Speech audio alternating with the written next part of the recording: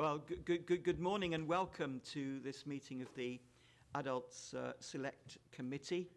I'm very pleased to see such a good turnout of members this morning. That's very encouraging, and particularly as I was musing out loud earlier, whatever else you might think of the implications of the Chilcot inquiry and report, one of the things that comes out loud and clear is the importance of challenge and scrutiny, and I'm very pleased, therefore, that we are at pretty much full strength to carry out our duties in that respect this morning. So that's much appreciated.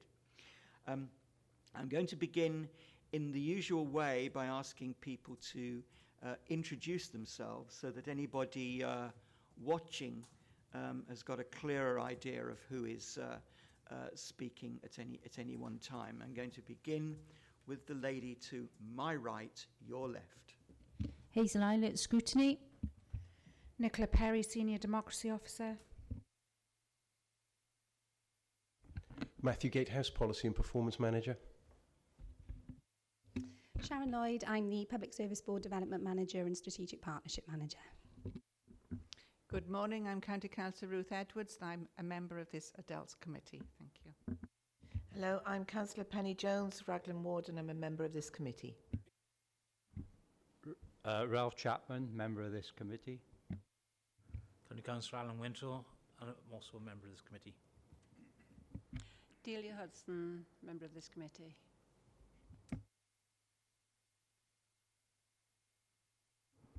County Councillor Martin Hickman, member of this committee. County Councillor Paul Jordan, Cantref Abergavenny, member of this committee. And we have a guest observer. I don't know whether you want to identify yourself. You're very welcome once again. Thank you. My name's Anne Ferris. Thank you very much. Yeah, to observe. Thank you very much indeed. It's just possible we might ask you to make observations, but I understand why you're here, which is primarily to watch and listen. And I'm Councillor Peter Farley for St Mary's Ward, Chepstow, and I am the chair of this committee. Do we have any apologies for absence, please, Nicola? Yes, Chair, we've had apologies from County Councillor Roger Harris and co-opted member David Hill. Are there any declarations of interest that members might wish to make at this stage? Are you content then that we follow our usual practice? If the need does arise, an interest will be declared as and when. And the forms, of course, are available with Nicola should you need to use them. Thank you very much. Item 3 on our agenda. Oh, Councillor Wintle, I beg your pardon, I didn't see your hand in the air. Yeah, I'm not sure whether I have a conflict of interest being a board member of MHA. As regards to the item 7, yeah. It's up to you, but I think on previous occasions people have made prudent declarations just in case the organisation that they are involved with does become mentioned, and although you might not obviously expect it, it's perfectly possible, and so therefore if you wish to make that declaration, I'm sure you can, but it would be what kind of declaration? Personal but non-prejudicial? Thank you. Can we make a note of that then? So if you wish to do that, we will record that and make sure that you fill the form in. Thank you, Councillor Wintle. Item 3 on your agenda, public open forum. I'm not aware of any intention by any members of the public to bring matters to us this morning, and our visitor is here in the gallery for a different purpose. So unless you want to make a statement about the world in general or CSSIW in particular, we'll carry on to item 4. Is that all right? Thank you. Item 4 on the agenda is to confirm the minutes of the meeting held on the 21st of June. And I'm going to go through each page in turn for accuracy. Page 1. There is a matter of accuracy. The Chief Executive of Monmouthshire CAB is Shirley Lightbound, not Shirley Lightfoot. we could amend that. Thank you. Page 2.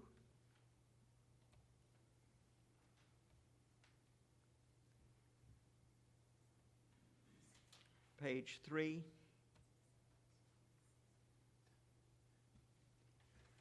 On page 3, it's a question of tone. I don't want to make a big thing of this. I wonder whether we should refer to people who come to us as our witnesses rather than our guests. I don't know how people feel about that. If you don't feel strongly, we'll leave it. But I think terminology, witness, is quite a good one for a committee like this, maybe for the future, but not to change it now. Thank you. Item 4, page 4.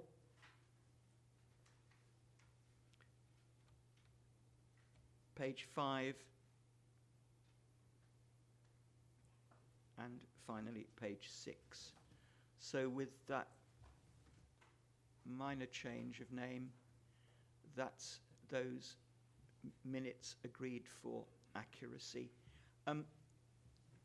Is there any need to take this part of the draft, the CAB part of the draft, back to them to make sure that the figures are as they gave us? Because there were problems with the reporting on that day, and I just wonder, it was a huge task to get everything down in the meeting, whether it would be feasible just to ask them to check the numbers so that we're completely secure. Would that be possible? Hazel and Nicola, can we ask you to do that?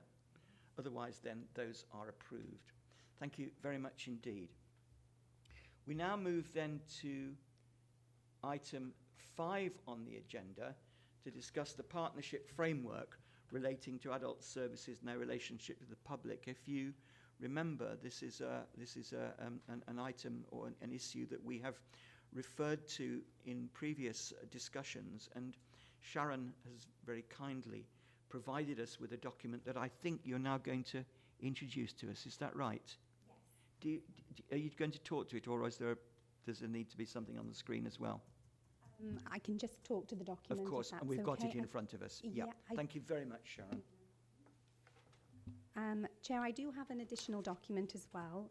It's not ideal in terms of the colour it's printed off in, but I could circulate this to the members just to... By not ideal, do you mean it's in blue?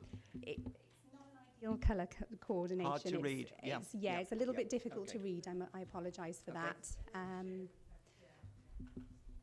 Thank you. Well, when members will members need that for you for when you start to speak? Yes, they probably will, won't they? I think it'll just be helpful to give a bit more detail. Great.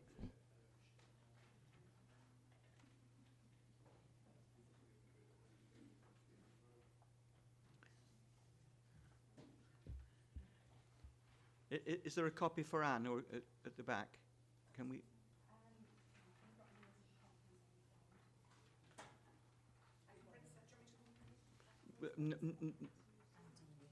Yeah, we need at least 2 more, and 3, 4 maybe.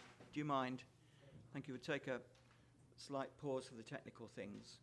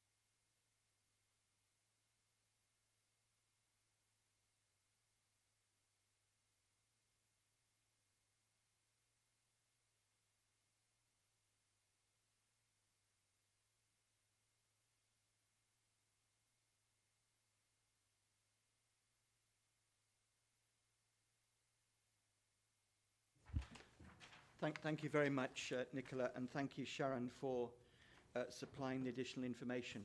We're ready when you are. Thank you, Chair. Thank you very much for inviting me this morning to talk about the landscape and the partnership structure within Monmouthshire. I believe you already had the one document circulated to you today, which is the one that has the single integrated plan listed on the front of it. Looks a little bit like this, but just in the grayscale, which is easier to read. The supplementary piece that Nicola has just provided everybody with is actually a little bit more detail that sits underneath the initial document that you were already supplied for today. If I can just talk you through the initial document then and how the structure works in Monmouthshire. In 2014-15, we carried out an extensive review and audit of the partnerships within Monmouthshire to better understand who was delivering what activity, how they were delivering it, how it was structured, how we were gathering that information and how that contributed towards the outcomes of the single integrated plan, which we'd adopted under what was then essentially the local service board. So what we did then was a process of reviewing all of the partnerships that were in existence. It was quite extensive. There was a great deal of them, as you'll see from the landscape. And we tried very much to map them and to really understand what it was those partnerships were delivering, how they were delivering that, and how it was reporting in and it was being fed back to the local service board. That way then we would be able to evidence how we were delivering multi-agency the outcomes of our single integrated plan and delivering towards the vision of our single integrated plan with all the partners under the LSB. The structure then that we have in place, the LSB, as you might be aware now under the new Wellbeing Future Generations Act, has transitioned into becoming a statutory public service board, which is why it's listed as the public service board now on this document.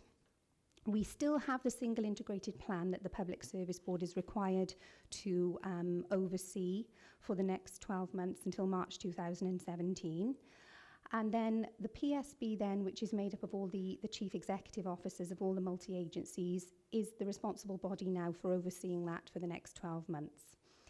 The current PSB then is chaired by our Chief Executive, Paul Matthews. It is multi-agency and it is chief executives of all the relevant agencies, which include fire and rescue, police, NRW, health, Welsh Government, voluntary sector. We have an independent community member on the board. We have public health on the board and our leader, and also other services then that feed in through those partnerships. Below that level then, we have what is the programme board that's currently chaired by Will McLean from Monmouthshire. The programme board is the next level down. It's the deputy chief exec level of all of the officers who sit on the PSB. And whilst the PSB have been very good at setting the vision, setting the direction that they want us to take and informing the work and making the decisions in terms of how we respond to the needs within Monmouthshire, the programme board very much deals with the nuts and bolts of how that's happening and really works in terms of making sure that as agencies we are maximising the contributions that we can make in terms of delivering against the single integrated plan.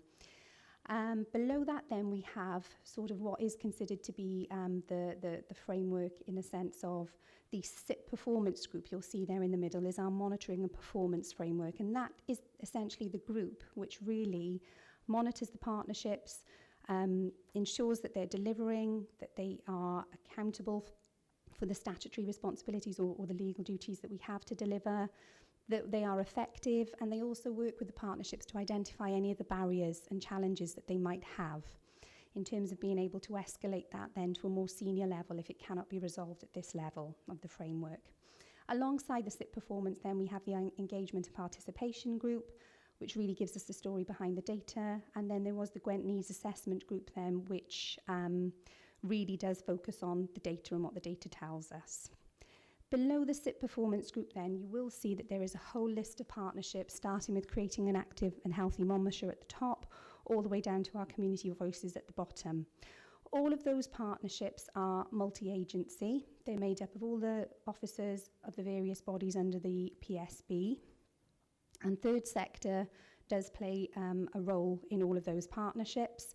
The additional document that I've supplied you actually gives you a breakdown of the partnerships and the organisations that sit on those partnerships. And highlighted in the orange colour, which I apologise for again, which isn't ideal, they are the third sector representation amongst those partnerships. So you can see where the third sector play a role, and then the others then are our statutory bodies and partners under the PSB. So that just gives you a little bit more detail in terms of the members and who is sitting on those groups.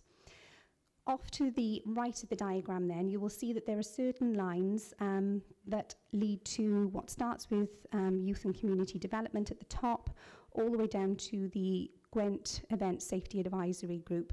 They are the subgroups that sit underneath some of the partnership groups. And again, they're multi-agency groups that very much focus on the operational delivery of what we are doing across Monmouthshire. Now, the Integrated Youth Offer Partnership and the Safer Monmouthshire Partnership, and I believe the Early Years and those three partnerships there essentially pick up what were the statutory duties of the previous strategies that we had prior to the single integrated plan. So they pick up what the Youth Offer and Early Years pick up what was essentially part of the old CYP partnership, and then the Safer Monmouthshire group picks up our responsibilities under the Crime and Disorder Act. So all of the partnerships, as part of the review that we undertook in 14-15, we called them through the SIP performance group, and it was that basically offers them a critical friend and a peer review. So what we do is invite them in, and we were asking them very much, what duties do you fulfill? What is the focus of your partnership? How do you operate? Who makes up your partnership? What outcomes have you been delivering? How are you evidencing that?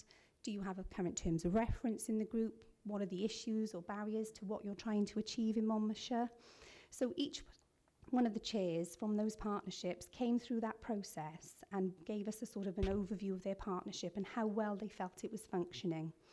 And then the SIP performance group then offered that critical friend role peer review, whereby any issues, challenges, or perhaps opportunities to develop their services further or to expand on it, all of that information was captured. And where there were barriers that couldn't be overcome at the SIP performance level amongst the partnerships, they actually then were escalated to the programme board, and where appropriate to do so, to the LSB or PSB at that time, so that we can actually get two-way communication going through the structure. So it wasn't just about partnerships being tasked to feed in, it was also ensuring that at the senior level there was buy-in and there was ability for us to be able to take some direction, and for those officers then to be able to assist us in being able to overcome some barriers and challenges that the partnerships may be experiencing.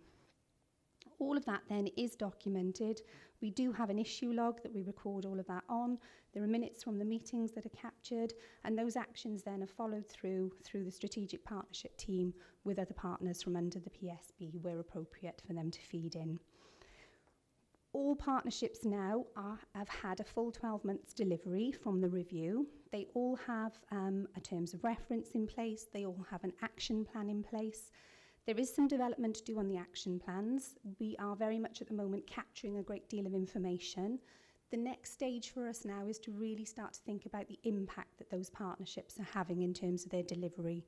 So for the next, they are coming back through the SIP performance group now to tell us how the last 12 months has gone, what they've delivered, how well they've delivered it, and again, what challenges or barriers that they've had to their delivery.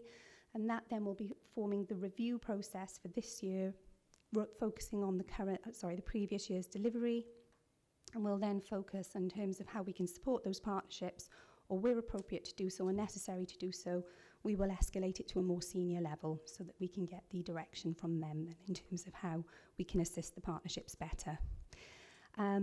As I said, they are very much multi-agency.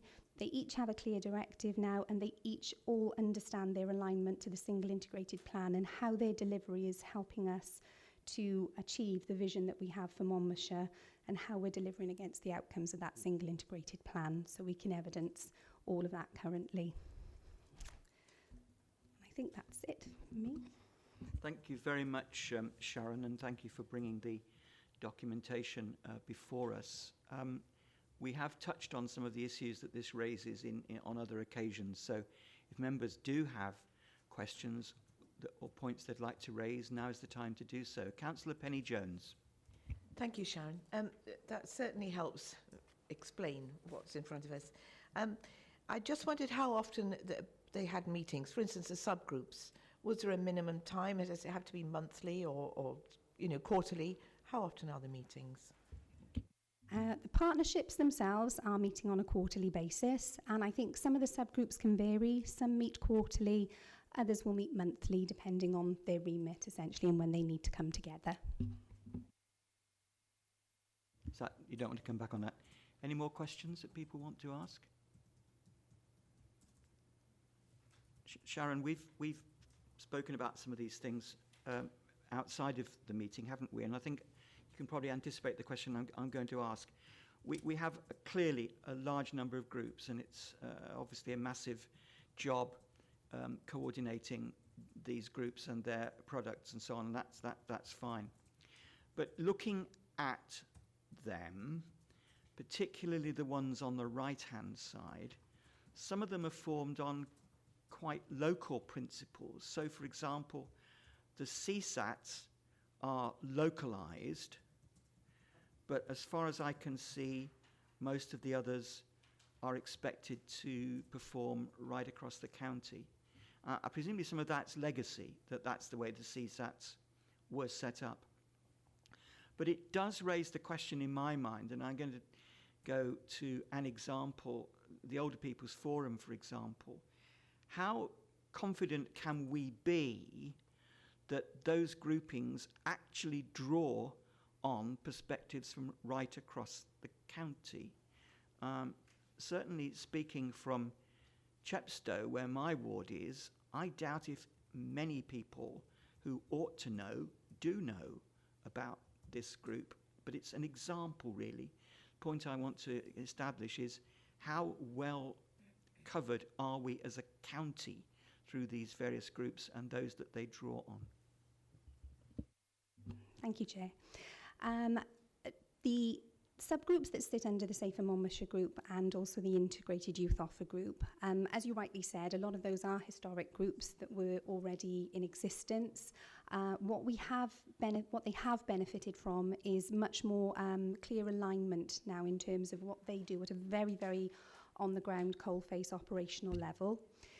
So a lot of them are multi-agency. So we are working with partners who are working perhaps sometimes across the whole of Gwent, sometimes just purely across Monmouthshire. So the representation there we feel is the right balance for both of those. The CSATs, as you rightly said, they do take place in the towns and they are very responsive in terms of how they were set up, particularly with our town and community council partners, and how they have always operated previously. What we are conscious of with the CSATs is that we are trying to look at perhaps a new way now of developing them so that they become much more information-based, so we get the responses from the community in terms of the things that perhaps the community members wouldn't necessarily feel it was necessary to pick up a phone and call the police or to report something, but just really to try to understand the issues that perhaps affect them in terms of how they feel safe or little nuisances, if you like, that people feel that they wouldn't want to contact the police on, how we can pull that information through so that CSATs can become much more responsive to those in those communities and the surrounding areas.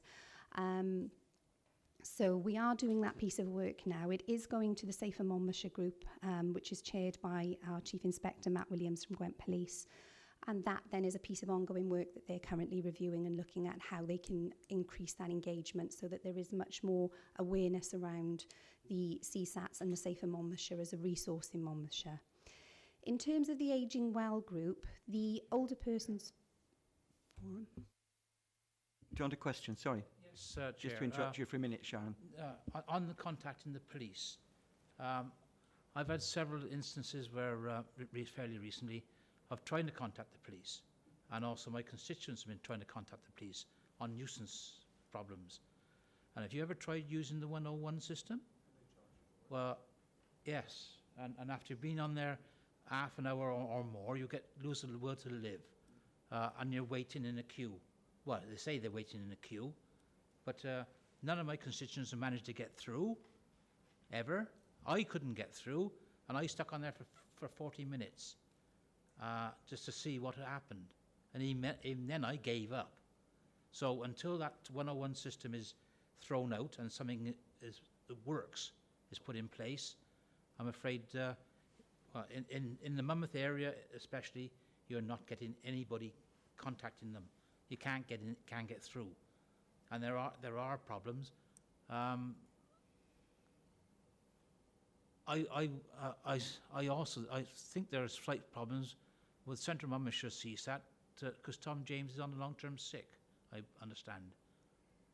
Can I just say, I think our purpose today is just to get a feel for the map. It's true, though, circumstances do alter cases. I rang 101 last Saturday night on a local issue. I got through straight away, was helped immediately, no problem.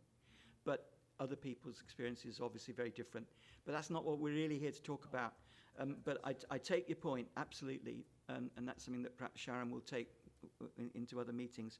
But you were just about to explain something else, I think. Thank you, Chair, and thank you for the question. Just a little quick point, if I may, on that one. It is to say that the 101 service issues have been raised with us, and it is something that is being fed back to Gwent Police, and I believe it's also sitting with the Police and Crime Commissioner also to review that service. So just to give you some reassurance on that it has come back to us. In terms of the Ageing Well group, that was a group that, when we carried out the review in 2015, we had a review of what was essentially the older person strategic planning group that was in place, and that was my understanding. It predated me and my time at Monmouthshire, but it was a historical group that was set up in response to the directives coming from Welsh Government in terms of older people. The group had evolved over time, and during the review, the chair came and presented and actually highlighted the fact that whilst the group was fantastic for information sharing and for bringing people together as a sort of a network, there was no action plan, there wasn't a current terms of reference for the group. Any issues that were being raised at that group, there was no mechanism for those to be fed into any kind of senior level for any action to be taken. The findings from that review we took to our programme board and actually up to our LSB level, and they recommended that we actually look to replace that group with an officer-led group, so that we actually had some responsible service providers at the table that could be responsive to the things that mattered to our ageing population in Monmouthshire. But what we've also recognised was that we didn't want to lose the engagement and the voice of our older people who were sitting on previously the OPSPG at the time. So we worked very closely with my colleague Penny Walker in SUREC, who runs the Access for All forum. And we felt that the best mechanism really would be to establish a forum where all older people aged 50 plus in Monmouthshire could actually come and air their views and tell us what mattered to them, tell us what the issues were to them. The forum is very much led by our older people. We don't set the agenda, we don't have any input into it apart from organising the services that the older people themselves want there on the day to be asked to ask those direct questions to. So what we did, we only started the forum last September, so it's just coming up to its first year now. I think we've had 3 forums to date. It is finding its legs, and I think it's an absolute fair comment that it's probably not widely recognised across Monmouthshire at present. Myself and Penny Walker have been out meeting with a lot of our older people, meeting with a lot of our agencies, just trying really to find a way of communicating that we have this mechanism now in Monmouthshire and how this forum can be used by people who perhaps are not engaging in Action 50 Plus, senior voice groups or U3As. So whilst we recognise that we do encourage those groups to participate, we're also really, really conscious of the fact that there are people out there who perhaps don't have a voice, who are harder to reach, and it's really trying to inform them that there is a mechanism now by which that they can come, they can have their voice heard, and whatever issues come out of that forum then will go back to the Ageing Well Executive Group for the officers to pick up, to really look at addressing those issues and understanding them. And again, in that process, where officers on the Ageing Well group perhaps feel that there are barriers that are higher than them or harder than their ability to change or to influence that, that is something then that we do have an escalation route all the way up to the Public Service Board level if we need to report it to that level of officer. Thank you, Sharon. I'm going to ask Councillor Wintle to come back. And Councillor Chapman, do you want... Yeah, Councillor Wintle, then Councillor Chapman. Yeah, just ask a question there about that. Where is this advertised? They advertise it through, we put it, again, it's not ideal on our website, but Penny Walker does actually visit a lot of the existing groups, the Action 50 Plus groups, the Senior Voice groups. She distributes a lot of leaflets, she puts up posters, and I believe it did go into some of the local press for the last forum. At the Ageing Well Executive Group meeting that we held 2 months ago, the issue about communicating the forum did come up on their agenda. And what they have looked at and what they have requested is that there be a communications plan put in place now to widely promote the forum across the county. So we're working on a communications plan for how we can get that message out there. All right, thank you. Thank you. Councillor Chapman. Thank you, Chairman. We heard say that there are voices that's not heard. One of the areas I'm looking at is Violence Against Women, Domestic Abuse and Sexual Violence Board. Is it, obviously it's not only women who suffer abuse, it's men as well. Have they got somewhere that they can have their voice heard? Thank you. Yeah, absolutely, Councillor. I take your point there. It's a very, if you take the title of the group in its purest form, it's a conversation that's widely had amongst this forum across Gwent and wider. We are aware that domestic abuse, sexual violence doesn't just happen to women, it's just the title that Welsh Government have used to describe the Act and the work around this area. Our local group is very much championing also the fact that domestic abuse, sexual violence does happen to men also. We are aware of that, and it is also recognised across Gwent as part of the regional board there also. So I can assure you, even though the title isn't particularly welcoming for it, we do have that on the agenda. Are you reassured, Councillor Chapman? Thank you for that answer. Any more questions from members? Councillor Jones, Penny Jones. Well, I'll start off. It's well known what I feel about the term 50 plus. I mean, I find it very insulting on behalf of the people of Monmouthshire. It is renowned. It is well known medically now that they're saying the old age starts in the late 70s, 80s, and that every decade now is a decade back. You know, that if you're 50 or in your 40s. So I really feel that you're not going to get any response from anybody who's in their 50s and enjoying life to the full and feeling very young and having children, in fact, at some stages. So, you know, that has got to be addressed, 50 plus. But my main question is, there seem to be a lot of organisations, thankfully, I mean, this isn't a criticism, but there are a lot of organisations dealing with the elderly and, you know, to hear their voice. Are you saying when you've got that forum that you're bringing them all together under one umbrella? Because that to me would seem sensible. I mean, you know, I don't want to get rid of them, but if they're all under one umbrella, it'll be beneficial to all those people who use them.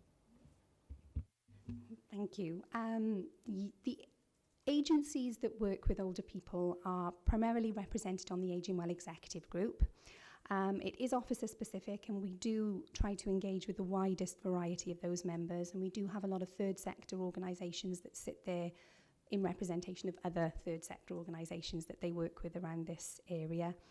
The actual forum itself is purely for our older people. So there are no agencies that sit on that forum. It is just purely for anybody 50 plus in Monmouthshire who wants to have their voice heard, essentially, or wants to challenge perhaps some decisions that have been made, or to find out more information about why decisions are being made or taken, or raising issues that matter to them. So they can come from anywhere across Monmouthshire. The services that do come to that meeting are purely invited services based on what our older people tell us matter to them. So we did, in our first forum, invite in the Gwent police officers who were responsible for OWL, and the fact that OWL is was only through email communication mainly, and the fact that our older residents didn't like that. We had some representation from an Iron Bevan Health Board around the changes to the stroke service and how that was coming from Abergavenny and going to the Royal Gwent Hospital. And we also invited some other officers, police officers and an officer from the Older Persons Commissioner's Office to come and discuss elder abuse as well, which was something else that was raised as an issue to us. So the officers will vary at that forum, but it is purely for the people. Are there any more questions? Councillor Edwards. Thank you, Sharon. Well, Jess, I can reiterate what Councillor Jones says about over 50 when the retirement age has gone up.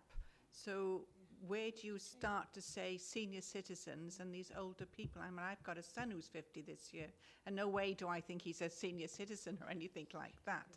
So, I mean, where does this 50 come into it? And in meetings, do you ever do a sweep of who's there and see what sort of age group are attending some of these things? Because at 50, I don't think I would have included myself. Thank you. Yeah, absolutely, Councillor Edwards. I take your point on that one. The 50 plus is something that it's come from Welsh Government, so it's not something that we have any control over. But you're absolutely right. We have recognised that there is a disconnect in terms of the 50 plus age range, and we recognise that there are people working perhaps sometimes into their mid-70s. And we know also in the officer group that what we are trying to do and what we're trying to think about is how we perhaps look at preparing people in that age bracket for what they want to be thinking about, the type of life that they would like when they do reach retirement, but trying to be responsive in the sense that actually people who fall into the perhaps 50 to 70 plus category have different needs to those who are 75 plus.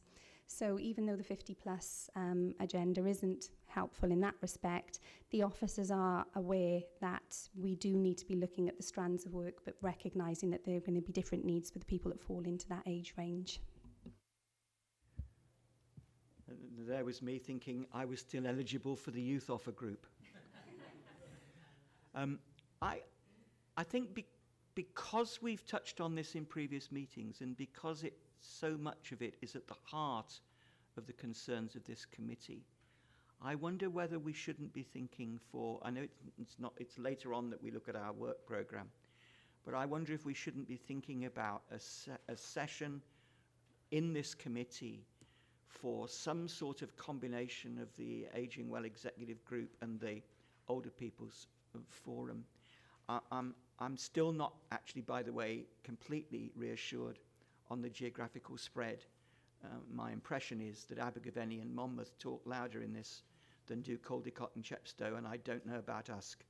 Now, I may be totally wrong about that, and I don't want to be misunderstood, but that's exactly the kind of question that we need to ask. I certainly can say, as the trustee on behalf of this council of Senior Citizens Welfare Trust in Chepstow, that we are completely bypassed by all of this. As it happens, there's no suggestion of anything other than simply not knowing what's going on. But that's the whole point. And I think maybe I would ask committee members to consider, when we come later in the programme to look at our work programme, whether we would like to look at this. There's good precedent, because this committee in a previous incarnation, in the last council, did a lot of work around the older people's strategy. A lot of the contact information that we had is still valid and I think has been shared with you, Sharon, as a sort of backup to what you've already got from other places.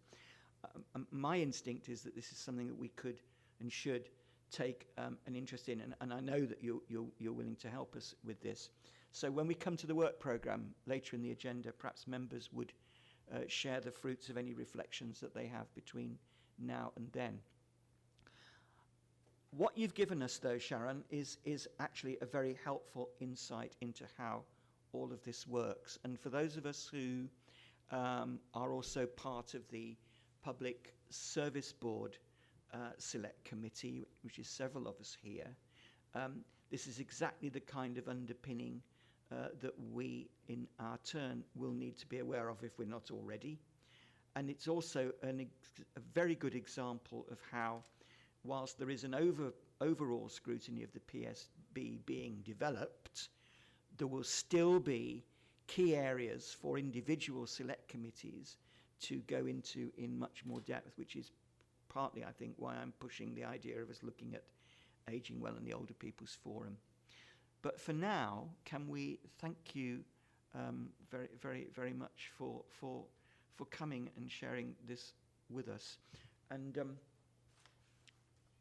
I think we can move to the next item. Thank you very much indeed. Thank you, Sharon.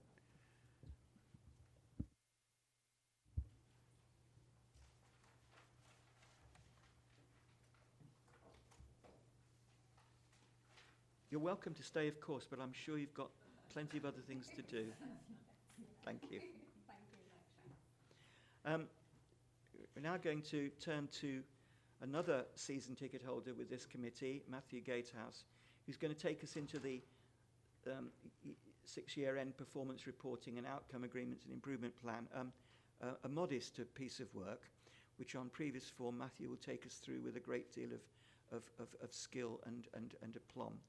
But it's crucial, isn't it, that we get our sights not only what is here, but on what we're going to need to be thinking about going forward. And I'm sure you'll address both parts of that. Thank you, Matthew.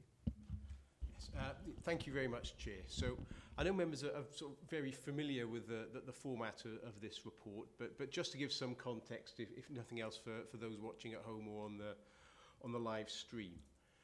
So the report before us today brings together a number of different elements of our performance management framework. So we have firstly our improvement objectives. So the improvement objectives were set in May 2015 at Council and published in the improvement plan.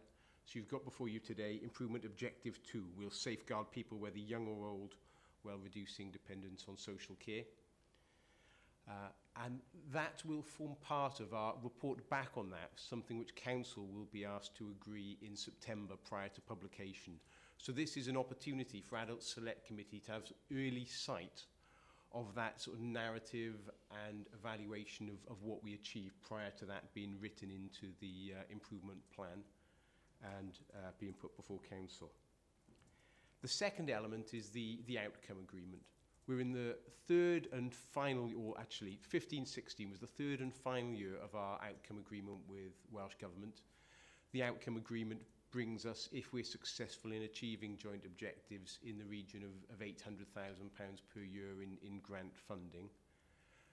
For the final year of the agreement, Welsh Government actually decided that they weren't going to continue with the evaluation. They've made payment in full, or have said payment in full will be received for that year. However, it's important in terms of completeness and the aspirations we set that it's still reported back to members for scrutiny. And the third part being the latest national performance indicators. So some of these were received at Council in May when you approved the next improvement plan, the one we've set for 16-17. At that point, they were in draft form. The numbers were still moving around a little bit because it was close to year end. So what you see here are the final values of those measures that relate to Adult Select Committee. And what you'll see in Appendix 3 is some sort of colour coding, red, amber, green. But also, for the first time, the introduction of the colour of blue, which I'll come to. But it's just to make it slightly easier for members to see where there have been marginal changes, either marginal sort of declines in improvement. So if you may, then in terms of the detail of the report, a large part of both the outcome agreement and the improvement objective was focused on the community coordination pilot. And this committee, I know, received a fairly full evaluation of that back when it met in March, prior to that going on to Cabinet. Members will recall it was a significant investment by Cabinet in a 2-year learning pilot. And really, I mean, it sort of predated the Social Services and Wellbeing Act. It was very much aligned to the spirit and intention of that act, putting people at the centre of services, giving voice and control, and really trying to focus on well-being. So the report describes some of the activity that took place. So if you may excuse me, I'll sort of, this will cover it for both the improvement objective and outcome agreement, because the same content comes up in both. But essentially, at the end of the 2-year pilot, there were quite a number of individual success stories, and certainly the evidence coming through from social workers was that the presence of community coordination and small local enterprises stopped some people who were on their way to statutory services ending up with that long-term package of care. And for a lower level user, a typical sort of package of care is about £3,500 a year. At the mid-range, it's about £9,000 to £9,200. So each person who we can support independently in the community, as well as having a much better outcome and genuinely supported to live and be supported by local networks close to home, has a financial benefit for the authority. So if we get it right, it's a win-win. What the evaluation showed was that a lot of individual success stories, but it wasn't sort of possible to aggregate that up to a significant financial saving. There was some cost benefit, but there were difficulties in measuring that into the final year because of the move to a new social services database. We've got rough estimates, but they're not robust enough that they should go into the public domain and be considered as robust evidence. But certainly the sense is that it's achieved the amount that it was set out to do. And at the sort of the mid-year point, the cost avoidance, I should say, not cost saving, the people we stopped coming into care that we would have expected to come into care was around just over £200,000 in cost avoidance, trying to keep at bay that pressure from the needs associated with an aging population. However, what the pilot couldn't achieve that it set out to do was people who were already in receipt of statutory services, things like home care, day care, community meals. Once they were in a service, it was very hard to pull people back out. So the sense of this is it works before people enter a service, but some of the potential benefits that we thought would come from this, of working with people to get them out of statutory services back into the communities, they didn't transpire. And so the evaluation concluded, well, there were a lot of benefits to this service. It shouldn't be rolled forward in exactly the current form, that learning need to be taken. And so consequently, where the intention was in the pilot phase to increase from 2 community coordinators to 4, the decision was made not to do that, but to take the elements of the service that had worked and to look at that and build them into a slightly different approach that realised the benefits of this scheme without overselling some of the things that we knew would not work. And that was covered in the Cabinet report in April. And again, I presume in terms of, to come back to your point, Chair, in some of the things we may need to look at in future, very early in terms of that, but I guess as you move months ahead, that may be something that the committee wishes to be aware of. That's a helpful suggestion. And we've got another example of where we go a little bit, or in fact, halfway in terms of the 4 major centres, and we're now left with 2 with an infrastructure, and 2, in this case, Chepstow and Monmouth, nowhere. So I think it's a disappointing situation. I understand decisions have been made and evaluations have been done, and it would have been wrong to press on with a model that clearly wasn't achieving what was totally expected of it. But we're left with the same question I asked under the previous item. It's the contradiction between a county spread of something and things concentrated on particular places. And I know I'm being a bit partisan this morning, but tough if you're in Chepstow, great if you're in Caldicot and Abergavenny, and so on and so forth. So I think going forward, committee will want to look at this, because it strikes me, whatever way you look at it, if we are a county council providing services across the county, we need to find the best way to do that. And if the model is right, then we need to find the best way of delivering what we can from that within existing resources, of course. But the way to do it isn't to have something set up with a bias for a pilot, which then remains. Anyway, that end of homily. So that might be something that we want to revisit. But I'm interrupting your flow, Matthew, but you did invite me to do that. No, and Chair, actually, I'm very glad you did, actually, because it allows me to sort of clarify something that perhaps I hadn't touched upon, which is in terms of then the move forward I suppose almost sort of community coordination Mark II. I'm not sure it has a proper name yet. It has a shorthand we use, but the intention is that that is county-wide, that there's enough evidence from the learning in these 2 pilot areas that the model that evolves from it can move around the whole of the county. But the choice of the pilot areas was very deliberate, and you had one of the towns in the north, our sort of more established settlements, and one in the south, which had a lot more sort of newer housing, obviously a huge amount of mix in Caldecott, but a community that's seen a lot of growth in the last sort of 20, 25 years. So the intention is to move forward with those. So what you see in these reports are a number of measures, and in a sense they are a mix. But overall, our assessment of the pilot was it was a success because it's given a lot of learning. It has resulted in cost avoidance, and there have been positive outcomes for quite a number of the individuals. And as part of that, we spoke to a lot of social workers, of service users, questionnaires, and evaluations went out. And again, if members want to be reminded of the detail, I think it came to committee, I think it was the 8th of March, there or thereabouts, and then on to Cabinet in my April. concern is going forward, not, Yes, yeah. not what came to us reflecting where we were then.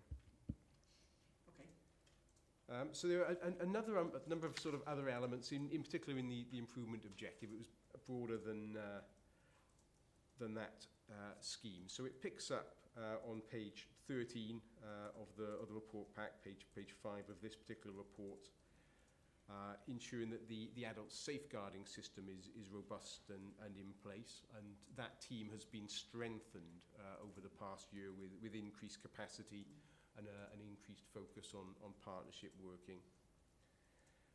There was an action there which was very much grounded in where we were at that time around safeguarding and the work of Estin, which members will now be aware was sort of reported back following Estin's last visit, and they sort of confirmed the overarching safeguarding policy and framework and audit arrangements were satisfactory, and there were sort of a positive narrative coming back from Estin there. Notwithstanding that, of course, we all know that this is something that we can never afford to rest on our laurels of, and it was something, again, which Cabinet looked at when they met earlier this month in terms of the new arrangements around safeguarding. The action plan also picked up, or the improvement plan, the action plan in response to the last CSSIW inspection of children's services. Now, I'm conscious this is the Adult Select Committee, but it is worth mentioning because of the oversight of this arrangement, and that CSSIW were back with us a number of weeks ago, carrying out another inspection of children's services, and the results of that inspection will we're awaiting receipt of them as an authority, and will be going to Children and Young People Select Committee in due course. So in a sense, the write-up of this narrative, or this improvement objective, when we do it in September, will be based on absolutely the latest information. And then there's also an element here on homelessness. Now, there's a gap here at the moment because we had a national performance measure around homelessness.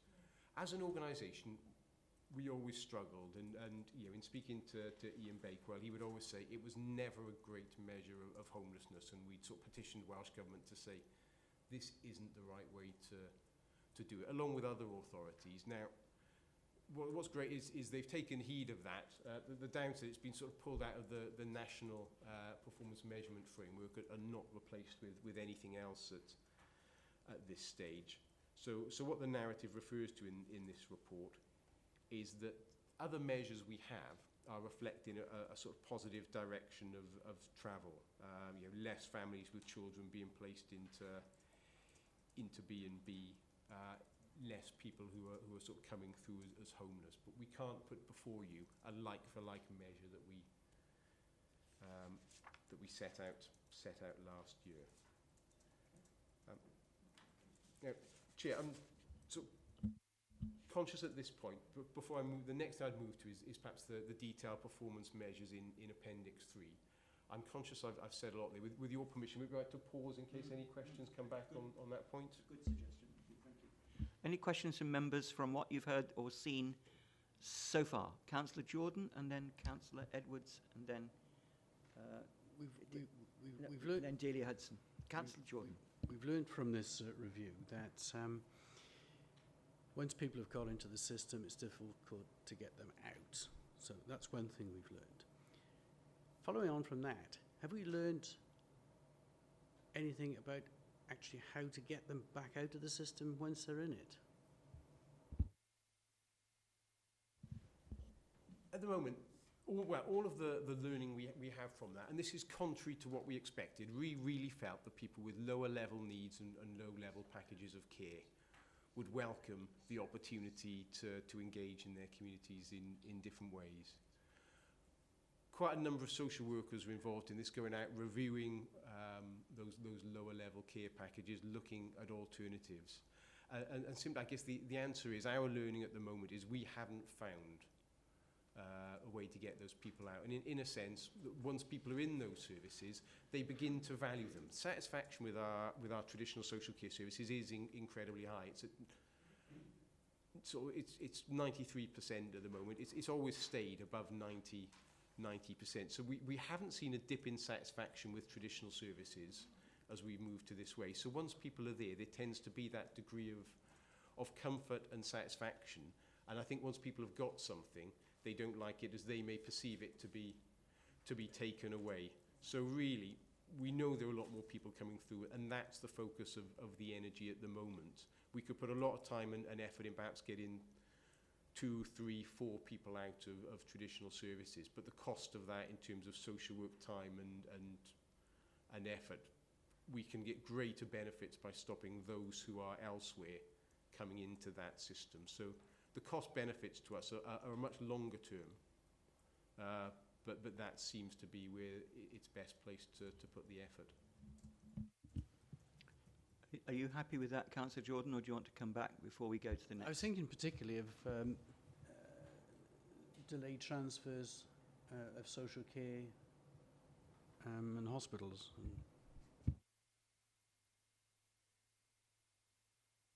That's what I was thinking about. I think it's a very good point. I'm not sure if you've looked ahead in terms of Appendix 3. So with your permission, I'd like to sort of cover that off in a little bit more detail when we get there, because there are a number of issues I'd like to highlight there. It has been an issue of concern for us in the past year, and I will elaborate in a few minutes if that's okay. Thank you, Chair. Thank you, Matthew, for that report. But it's a bit like offering a bag of sweets to a child, isn't it? And then all of a sudden, no, you can't have it. And of course, prevention is always better than the cure. But once somebody's in that system and having support, not only the individual themselves, but their families are also then going to rely on that backup almost, because families are more dispersed than what they ever used to be. So I think, yes, the prevention is always better than the cure, to sort of, you know, broadly look at the situation before anybody offers too much that they can't always fulfill. Thank you.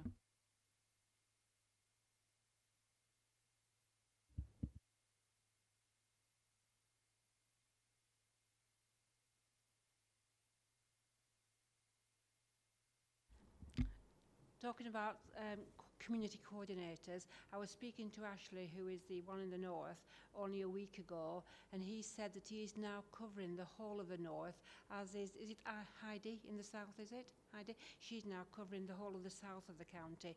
So that has actually moved forward. But just to take the point as well about what you just said about, I think it's attitude change, and changing attitudes can be terribly difficult, particularly with older people.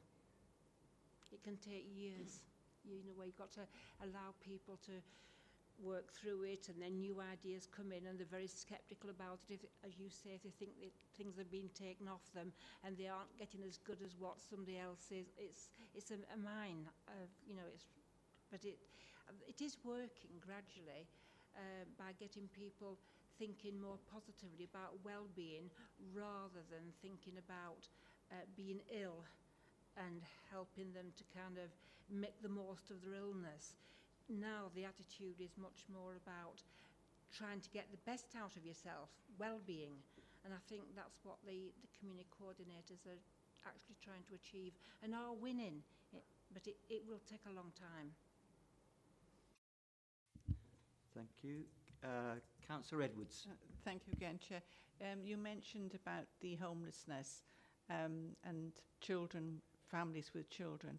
So what is the thinking now of trying to prevent those families going into B&B?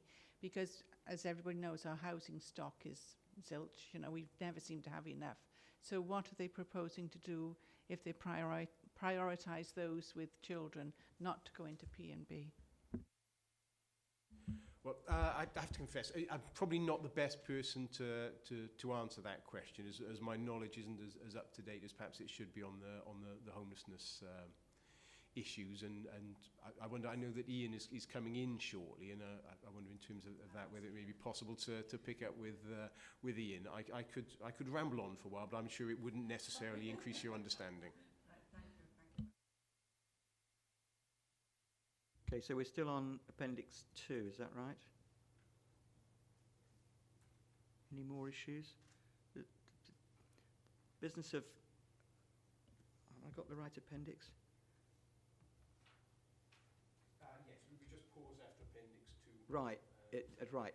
The delayed transfer of care is slightly troubling, because basically it's elegantly written, but basically says we don't really know what's going on. We're getting greater clarity. So we're sort of moving on now to Appendix 2 and the detail of performance indicators. And as you look at it, the delayed transfers of care one is the most troubling there. We've historically had incredibly low delayed transfers of care. So these are the people who are in hospital and specifically for social care reasons. So for some reason, be it we can't get a package of care in place or there's no social worker available to assess them, they remain in hospital. The performance suddenly started to spike in around October, September. So for the first part of 2015-16, it was where it's expected to be. Then all of a sudden, it went through the roof, and we were somewhat thrown by that. It transpired that there were changes in the way that Aneurin and Bevan Health Board were sort of calculating and taking that method on a census date. So we had a number of meetings, brought in colleagues from health. This was sort of chaired and led by Julie Boothroyd. Paul, as chief exec, Paul Matthews was also involved in the discussions. And essentially there's been a change in measurement system at Aneurin and Bevan, which has resulted in a big part of that increase. Now, some of it we know not to be genuine. So after we've had our final year figure, and this final year figure can't be changed, it has been identified that a number of people in our 42 delayed transfers of care are actually not Monmouthshire residents. At the time of which they took the census date, they couldn't establish the home address of these people. They were in Monmouthshire. I think it was in sort of Mayndiff Court. Because they were in a facility in Mayndiff Court, they were registered as delays of Monmouthshire residents. But it wasn't the job of our social workers to get them out. Now, unfortunately, although we've pushed back on this, there's no way we can get this published figure changed. What we do know is the figure wasn't quite as low as last year, but from the conversations with nurses and frontline practitioners, there hasn't been on the ground experienced by people in hospitals anything like the sort of deterioration that this figure suggests. So part of it is down to a change in measurement. A significant part is down to this particular issue that I've mentioned of a number of people incorrectly being counted as Monmouthshire residents. It is one that's being watched now very tightly in terms of the quality assurance around that process. So you can be assured it's not as bad as it looks, but nonetheless it is worrying for us the way in which these measurement systems are not accurately telling us the numbers of people that we have. What we do know is, because we have very good intelligence on the front line and incredibly good people working in hospitals, the feedback anecdotally from those wards is that the systems for Monmouthshire as a local authority are working incredibly well in terms of ensuring there are minimal delayed transfers of care. But again, and sort of Chair, looking to you and thinking for the future. Of course, this will remain part of our sort of regular reporting information through to select committees. And given the instability we've received around it, I imagine it will be one you'll be keeping a fairly close eye on in the coming months. Thank you for that. And I appreciate, as I'm sure we all do, that in a number of the areas where we're asking questions on the information before us this morning, with the best will in the world, you're not necessarily the best or the only person to answer. And I think this is exactly the kind of reason why on previous occasions we've said it is enormously helpful to be able to have this perspective and this information, however qualified it may be in one or two instances, like the last example. We also need the service perspective alongside it at the same time. And in this particular one, delayed transfers of care, I suspect it's going to be another item that we might want to consider raising with our witnesses when they come next time from an RN Bevan, because it does seem to be about how the two services work together. But I think you've handled this as best you can, Matthew, and I appreciate that, and I think we all do. But there is a point beyond which we really can't go in some of these issues in the context of this particular paper. Do we want to go to Appendix 3 now? Is everybody happy now to move to? That's where the reds are as well, although we've touched on some of them before. Do you want to say anything else about Appendix 3? Yeah, so broadly, just to add, so what you'll see in Appendix 3, it's a slightly different format how you've received this in previous years. So you'll see in one of the columns a trend line which shows the trend back over the last 4 years, and we also have the colour coding. So you can see, because we've experienced some marginal declines and declines, and I guess this council is coming towards the end of its term in May of next year, so important to give you the opportunity as members to reflect back on the movement in these measures over your terms in office, as well as just over the past 12 months. But just to sort of then pick up on a couple of specifics, and I guess delayed transfers of care we've covered on page 12. Adult protection referrals completed with a risk has been managed. You'll see a figure of 99.59% in the fourth column. So that's a single instance. So 241 out of 242 instances were managed. Another one with is a sort of fairly marginal and small number that means we weren't attaining the 100% target is carers offered assessment or reviews in their own right. So we have a figure of 98.8% in the fourth column, and that's 813 offers of assessment for 823 carers. So there were 10 carers that didn't have that offer of assessment in the financial year. Now, those were 10 people that came into, or we became aware of as an organisation. I should say as a partnership. This is a partnership between ourselves and Iron Bevan and Gavo in the last week before the census date. So the offers of assessment didn't get out in time to be counted on the 31st of March, which is what this performance indicator requires. And just for me to highlight a more positive one, which is the indicator roughly in the middle of the page, percentage of adults with a care plan whose care plans were reviewed. 91.3% of adults received a review in the past 12 months. That's the highest that this authority has achieved in my memory, and a big factor in that, you know, there has been that real focus on ensuring that people get the services or are receiving the right services. But also a big factor there in terms of our ability to record this information because of the move to the new system flow. So it's far more intuitive for social workers to be able to capture the sorts of activity that's going on. So again, Chair, if that's right with you, I'll pause there. Thank you. Matthew, are there any questions on this part of the document? I've got one if nobody else has. Councillor Edwards. Just the one at the bottom about the over 60 and the bus passes. I'm surprised they sort of published something about bus passes like that, because there must be an awful lot of people who would like a bus pass, but like where I live, there are no buses. The very point I was going to make. It would be nice to know more about their use. We don't know enough about this, do we? Absolutely not. No good having a bus pass if there's no bus, which is essentially your point. But we don't know anything about the use of them as opposed to the issuing of them. Chief, may I come in there? It's a very good point, and as an authority, I mean, we put this before you because it's an indicator that's part of the national set, but absolutely right. It's not like we're the centre of Newport or Swansea, and there are buses going by every 5 minutes.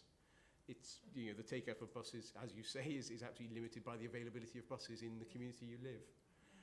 We are at the moment, we will shortly be beginning our assessment of part of the well-being of future generations evaluation, more of which to members more comprehensively soon.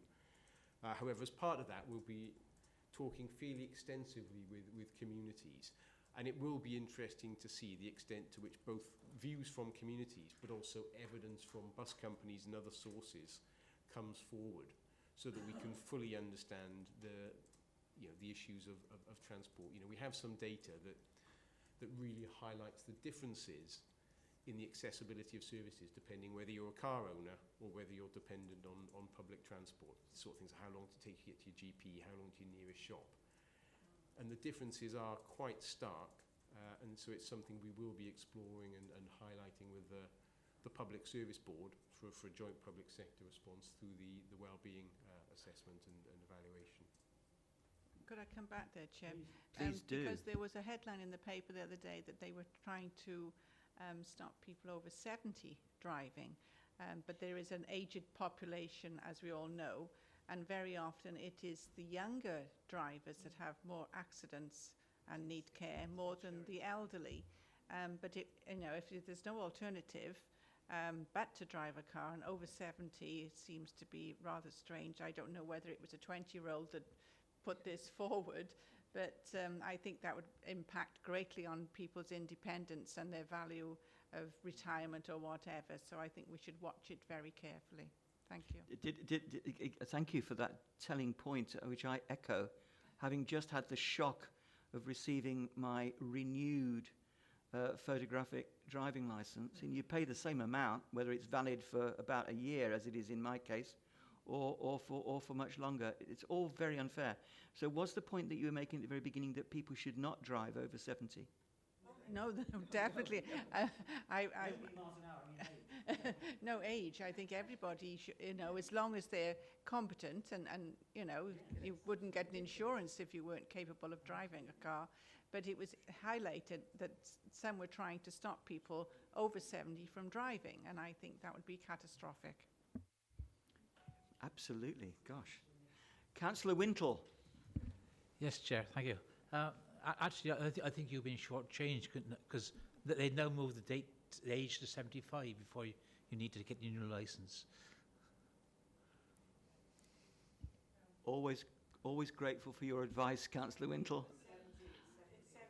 I'm pretty sure. Well, I'll check it. But anyway, that was just triggered by Councillor Edwards' well-made remark. But we are in, whatever way you look at it, whether we look at it from the point of view of bus passes or or driving, we do have a whole mix of transport issues for our population anyway. If we were a Children and Young People's Committee, we would be looking at it through a different lens, but coming to some similar conclusions in some respects.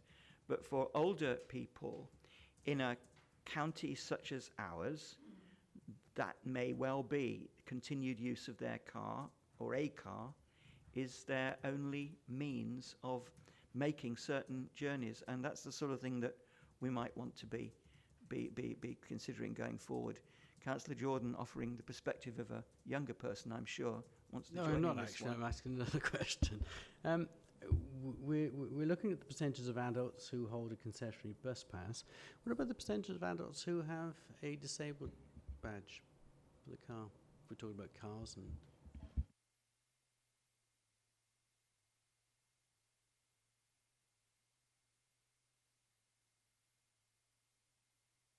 Can we ask you to use your mic, Delia, because we can't hear you. I can't just recall the figure, but I do recall that only yesterday I saw this in a document that the number of people with blue badges now in Monmouthshire has reduced drastically because a lot of people have not been able to get them renewed. Perhaps that's one for a request for further information after the meeting. Thank you very much for that. Next, Councillor Wintle again, please. Thank you, Chair. Yes, I believe the criteria for a blue badge has been moved, so which explains why there's been a reduction in them. But I'm more concerned with the everything's been pushed towards everything should be on a cycle, bicycles. You know, there's new cycle tracks. Money's being wasted for this and on that. Unfortunately, in Monmouth, it seems to be that they like that riding on the pavements, which makes it hazardous for the elderly, because how do you get out of the way of some hulk coming down the pavement on a cycle? And I'm not that steady enough to get on a bike nowadays, so I'm worried on that respect. And the police don't seem to be doing anything about it. Perhaps we should be learning from Amsterdam a few years ago and have a fleet of white but not bicycles, tricycles. That's for perhaps another day. I'm conscious that Matthew has given us a wealth of information. Have you been able to ask the questions that you wish to ask? And if you have, perhaps you could just briefly, Matthew, remind us then of what this sort of exercise might look like next time we do it, bearing in mind the changing expectations of and requirements of Welsh Government as we know them at the moment. They may well, of course, have changed. You know, it's early days in new government, of course. Yes, thanks, Chair. I mean, in terms of these reports, I mean, with your permission as Select Committee, our intention is, well, there are changing sort of landscape of performance indicators, and in particular for social services. So adults and children's social services, we're now under the new Social Services and Wellbeing Act. So what you will start to see in the coming months, I guess when you receive your first sort of quarterly scrutiny report in September, probably looking at quarter one, is a new set of measures that are more reflective of the Social Services and Wellbeing Act. At the moment, we're just putting in the measures around those because we as well as having the new database, colleagues in my team now have to produce the reports to sort of extract that. I'm not a technical person, but I almost envision it's a bit like those things that you see in fun fairs where the little sort of hand comes over and has to sort of grab the furry toy. That's a bit like what programmers have to do to get things out of a database. It's not as simple as looking at a screen. They have to write all these equations and something goes out and grabs it and says, right, that's the number. So colleagues back in the office are doing that. I'm afraid that's the best explanation I can give of some of the things that go on with technology. So we'll have that coming back in your first report after the sort of summer break. Alongside then, as we get in later in the year, we will continue to report back to you on the improvement objective, the one which you set as council in May. What you won't see is the outcome agreement from Welsh Government. So there is no continuation of an outcome agreement or equivalent. What you will also start to see and hear more of, I think, broadly as select committees, or the remit predominantly sits with the new panel set up to oversee the Public Service Board, will be a lot more information and conversation around sort of the Wellbeing of Future Generations Act and the assessments we're doing at a community level to help us produce that. So we're building up to having a wellbeing assessment as a public service board, but it informs us as an organisation by March of 2017. So we're at the evidence gathering and conversation stage. We were hoping to sort of try and get a members seminar in to brief you before year end on that. I'm not sure that sort of diaries will allow it, and it's probably a little bit too close after plans have been finalised to give you adequate notice. But I'm in conversation with Will about that. But if not, in terms of the short term, there is an article up on the hub in the Future Monmouthshire piece on the bottom left-hand corner, which sort of gives you an overview of what we're up to in the meantime.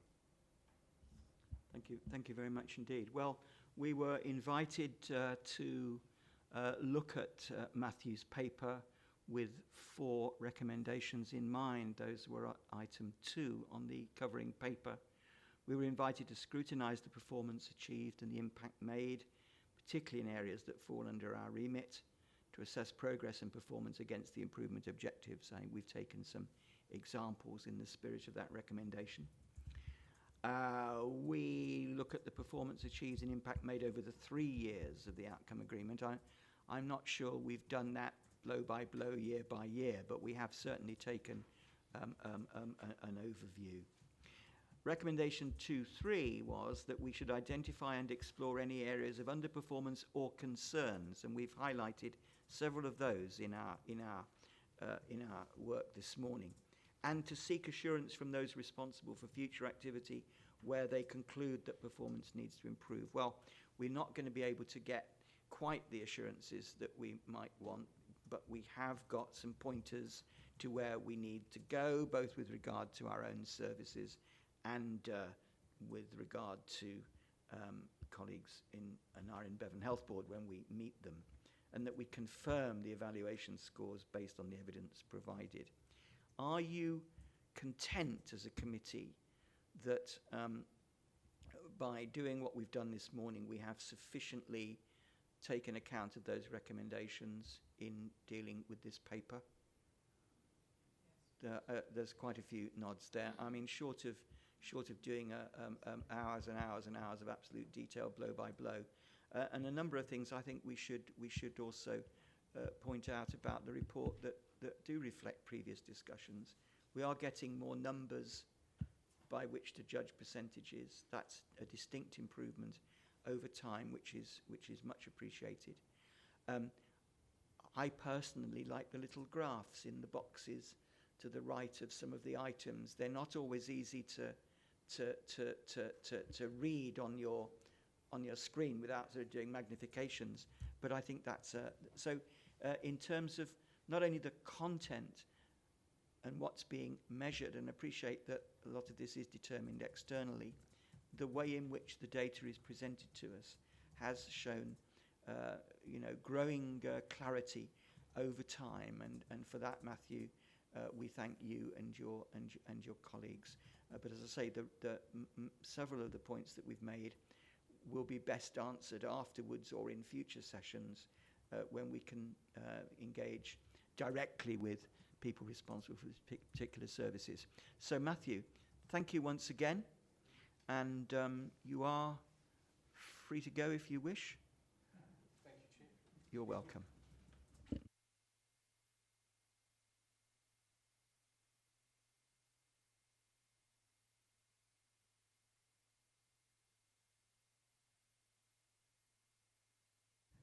For our next item, which is paper 7, the Joint Housing Solutions Service Pilot Evaluation of the Service, we're joined by Ian Bakewell, and he's going to take his place at the front. You've got a choice of 4 seats, wherever you feel most comfortable. I think all the mics are working on the form shown this morning, Ian.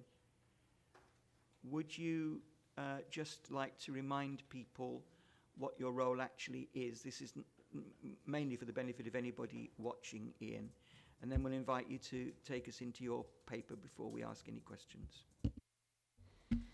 Morning, my name's Ian Bakewell, and I'm the Housing and communities manager for the council, and I'm responsible for the council's housing function. Are you happy to go straight into the paper with a sort of, there's no slides or anything, are there? It's all, yeah. And we do appreciate the fact that this paper comes as it does. It wasn't possible to consider it earlier, and I think it will be all the better for us being able to consider it now. Okay, thank you, Chair. Yeah, this paper basically is an evaluation of the joint housing solution service that we established with Torvine just over a year ago. So we started in March, having been co-located with the whole of Torvine's housing service. A natural area of collaboration was our homeless service. The services were very, very similar size, similar-ish caseloads, and it lent itself to bringing together a project on collaborating around this. We pulled the service together, and you'll recall I brought a few papers to the committee to update you and explain progress. We operated the service as a pilot, and it was deliberately set up as a partnership rather than, if you like, us running the service for Torvine or vice versa. It was very much on an equal status sort of basis. We've now evaluated the service, and the general consensus of opinion is that we shouldn't continue with the pilot. And the main reason for that is that the achievements that have been secured as part of the arrangement, we would suggest generally we would have achieved as an authority in our own right. So the general feeling was that probably areas that we could improve on, we probably could do that as Monmouthshire, delivering the service on our sole basis. There's many dynamics to the service, and I think it's probably fair to say, I think between all of us that were involved, I think the complexities and the different elements to it were far more extensive than we anticipated. I mean, one of the areas that we looked to do was align our business procedures. And when I say business procedures and day-to-day procedures. And there were so many of those. A lot we've completed, but there would still be more to do. But equally, some of those procedures, because we were working as separate authorities, we would never be able to bring those together without I suppose without almost like Monmouthshire running Torvine or Torvine running Monmouthshire. I think that was the extent. So, albeit we've got a lot of procedures that are aligned, there are a lot that that still have to be done, and I think that was beginning to impact on staffing. There was some areas that staffing were finding it quite challenging, and I think the whole context of the joint arrangement, I don't know how we'd get around it, but we were co-located quite a number of years ago, and we decided that this was an area that we were going to collaborate on, and we went for the start of the joint service around the time of new legislation coming in, and again I think with hindsight the timing of that wasn't particularly ideal. There was a big change for the team, for both authorities. Obviously, we needed to make sure that we were legal and compliant, and that implementation at the same time of establishing the new team wasn't ideal. Looking back, and it was it added to the if you like, the dynamics really.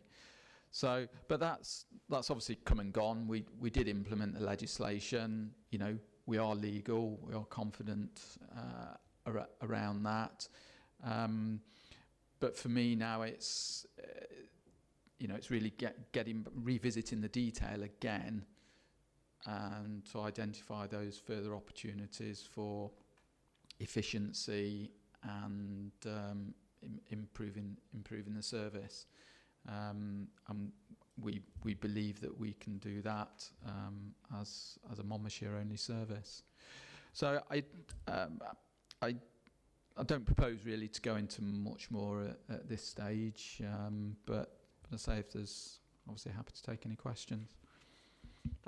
Thank you, Ian. And before we do take questions, just remind ourselves this is an update, but it's seeking to highlight achievements made and, however, conclusions from the pilot. So our recommendations are to consider the achievements, how the service has benefited the council and community, and the ongoing risks and issues identified, but also, particularly clear, to consider the proposal to end the pilot and withdraw from elements of the Joint Housing Solutions Service that are not delivering added value, and to agree an exit plan with Torvine. Anyway, now is the time for you to ask Ian your questions, and we will go from there, I think. Don't know who's ready to ask first.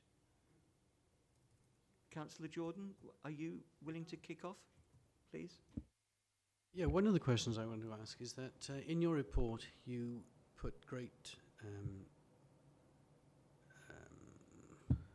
stead on the fact that you'll seek to achieve greater participation with the private rented sector in order to increase the number of available properties to let.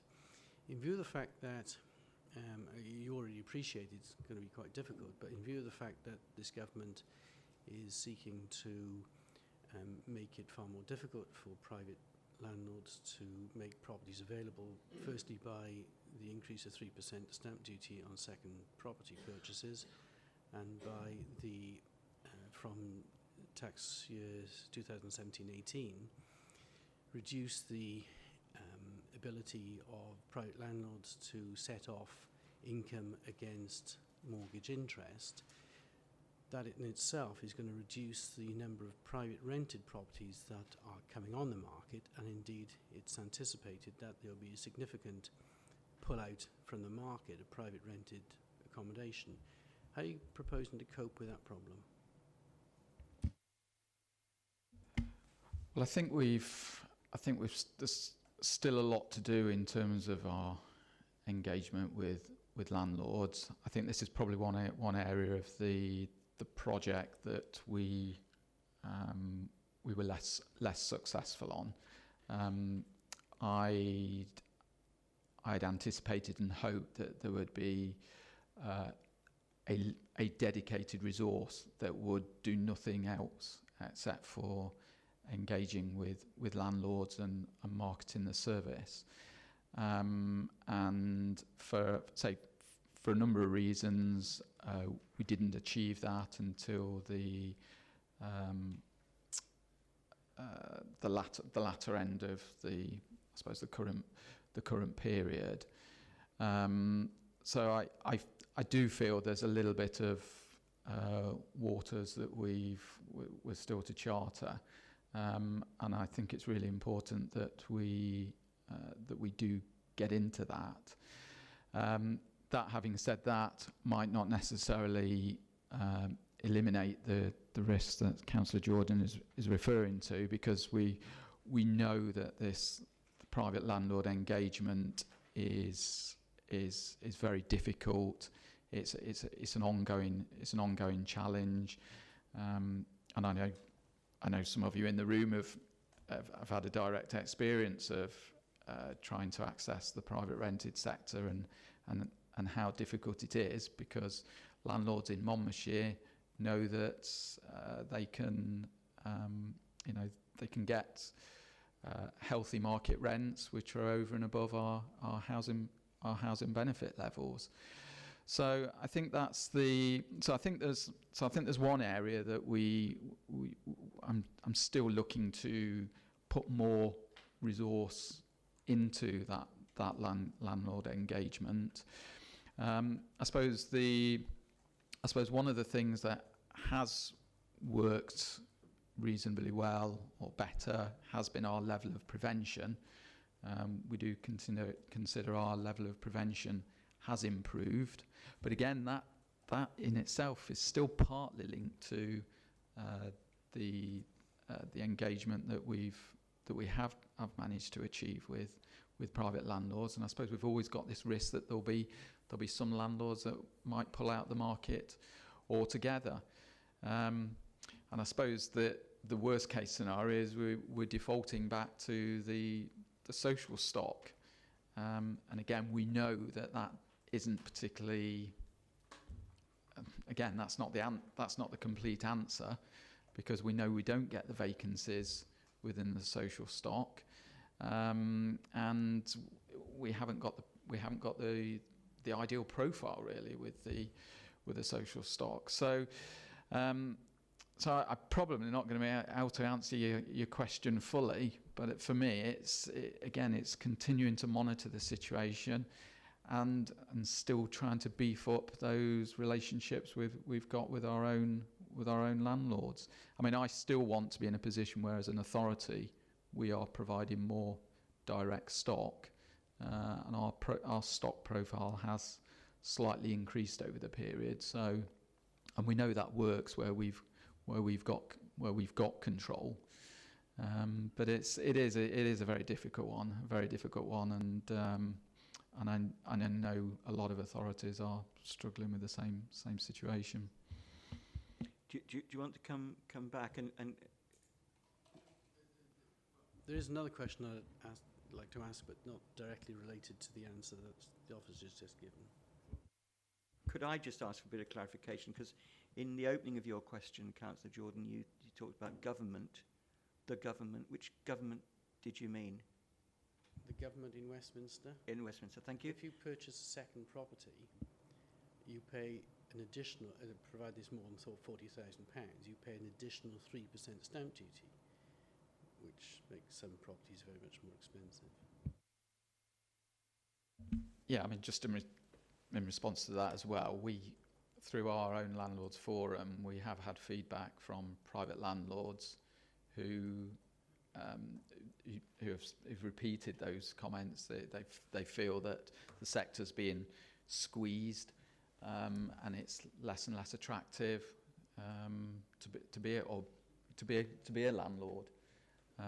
So we do recognise in that, and that is feedback that we've had from the landlords forum.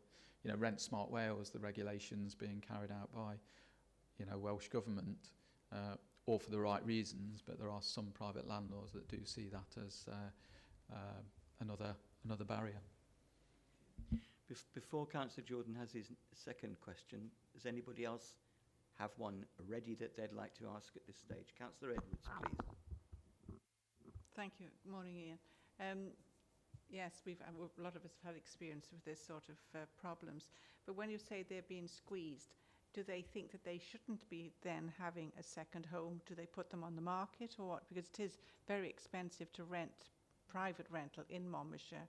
I mean, some people don't believe what it is. Like in Monmouth, it's nearly £600 a month for a 2-bed. And that's even if you've got a job or something. So until we do get more affordable housing on our building programs for new estates that we build, I think it's an ongoing problem all the time, and it's going to be very difficult. And then also it's in the mix that are built as to some older people that are in family homes, there's nowhere that they can downsize to sort of keep it moving, and that's also exasperates the whole problem. Thank you, Ian. Councillor Wintle, and then Councillor Jones, please. Yes, on that note that Councillor Everett just said, our local development plan says we should be 30 to 35% low-cost housing on large developments, and yet we seem to pay more attention to the developers' 20% profit than the low-cost housing, which is that's the only way we will achieve low-cost housing. So it's either the Welsh Government has to sort of stand by the local councils, the planning departments, or the developers. You know, they've got to make up their mind.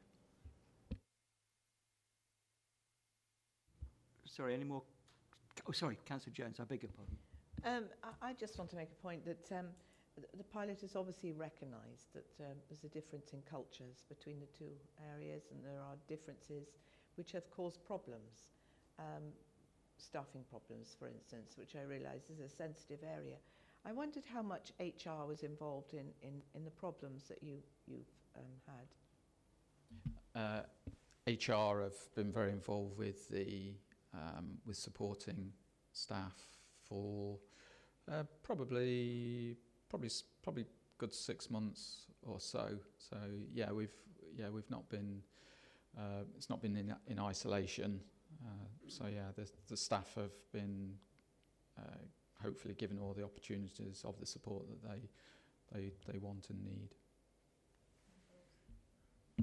Do you feel that those problems have been lessened now, or are they still there, and is it still a concern to you? Yeah, I would say overall it's reduced, but it's certainly not gone away completely. We're currently employing a temp to provide cover, and obviously that's at an additional cost. At the time of doing this, I projected that would probably cost us around £6,000. But as I sit here, I would expect that to increase. Councillor Jordan, I know you had another question ready, primed and loaded. Would you like to? Thank you, Chair. It's really to do with duplication. At the last meeting, there was a representative from the CAB who is I think a financial inclusion officer who had a specific role within the CAB and was separately funded at a relatively modest amount of money. I see there's a recommendation in your report for the appointment of a financial inclusion officer, and this, you say in the last, I think last year, received 107 monthly advice referrals, 52 of which related to debt, and 87 referrals completed, 45 prevented homelessness. Well, I can't remember the exact figure, but it's in the minutes.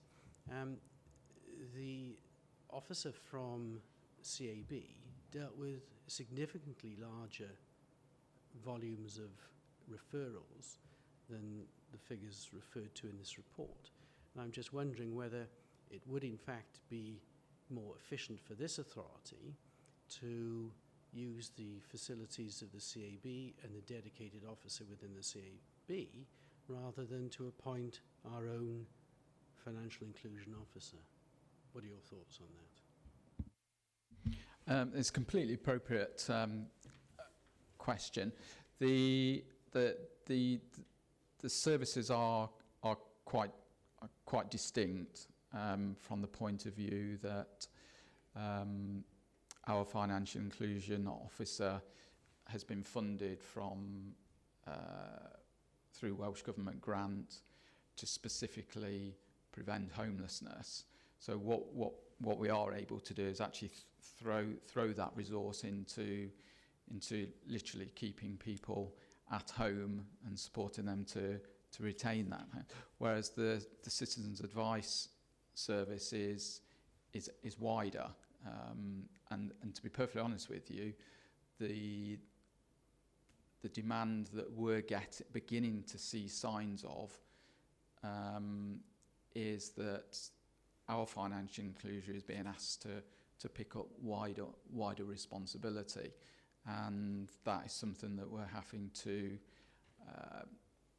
I'll say bat away, but manage, because that is their role to prevent homelessness, as opposed to providing wider support. But we do know that wider support is probably insufficient in Monmouth on the back of the conversations that we have with Citizens Advice and the role of our financial inclusion officer. We've also got the financial inclusion services that are provided by the housing associations, and housing associations have invested heavily in financial inclusion as a means of maximising their rental income. But again, that resource is focused purely on tenants. So my response to that would be, I would still say there's probably an under resource in Monmouthshire in terms of financial inclusion advice, but in terms of a potential model, that there's no reason why we couldn't potentially explore that. I think it might be worth exploring. So can we just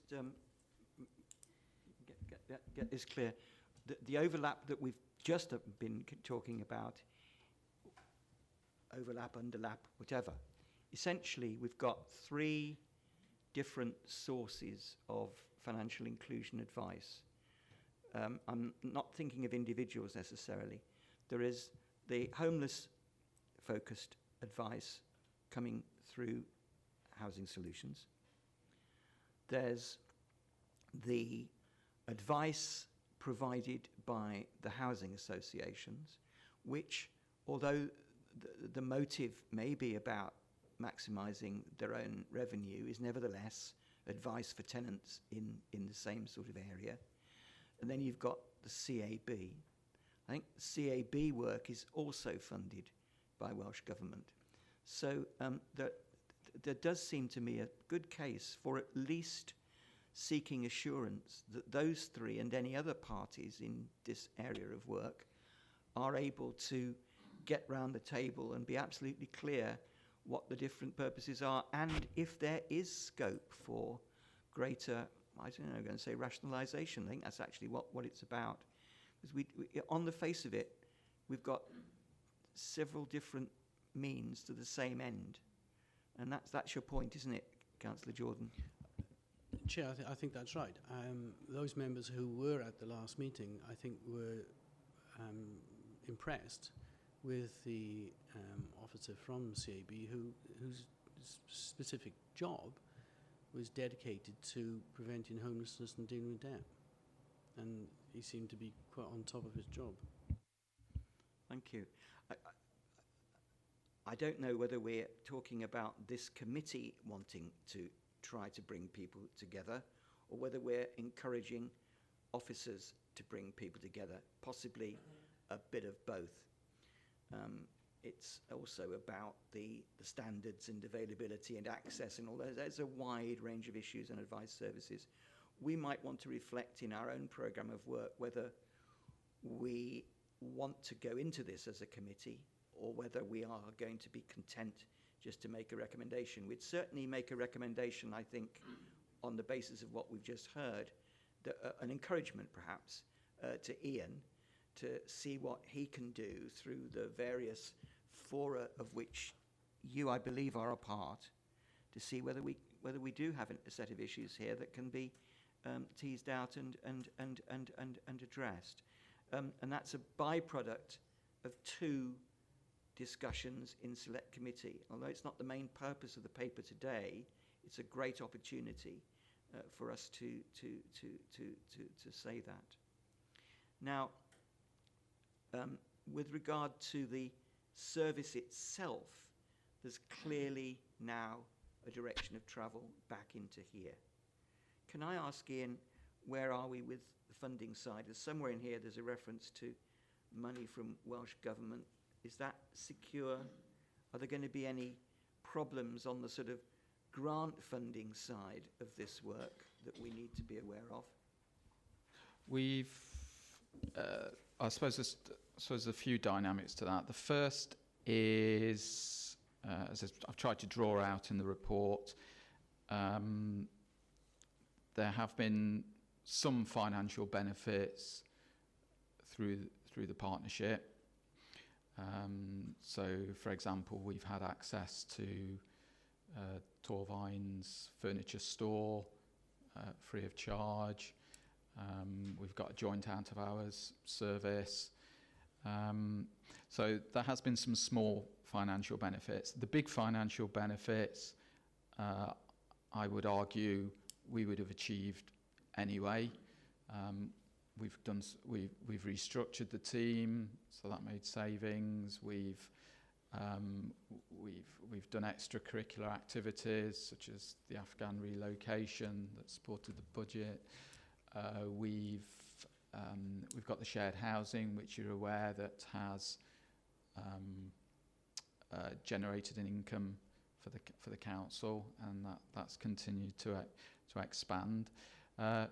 What we have had as well to support is on the back of the new legislation. We were provided with grant funding from Welsh Government, and we've got, so we had a pot last year, and we've got a pot this year.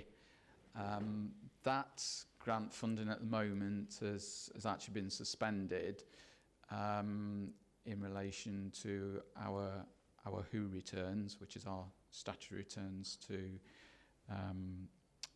Welsh Government. We've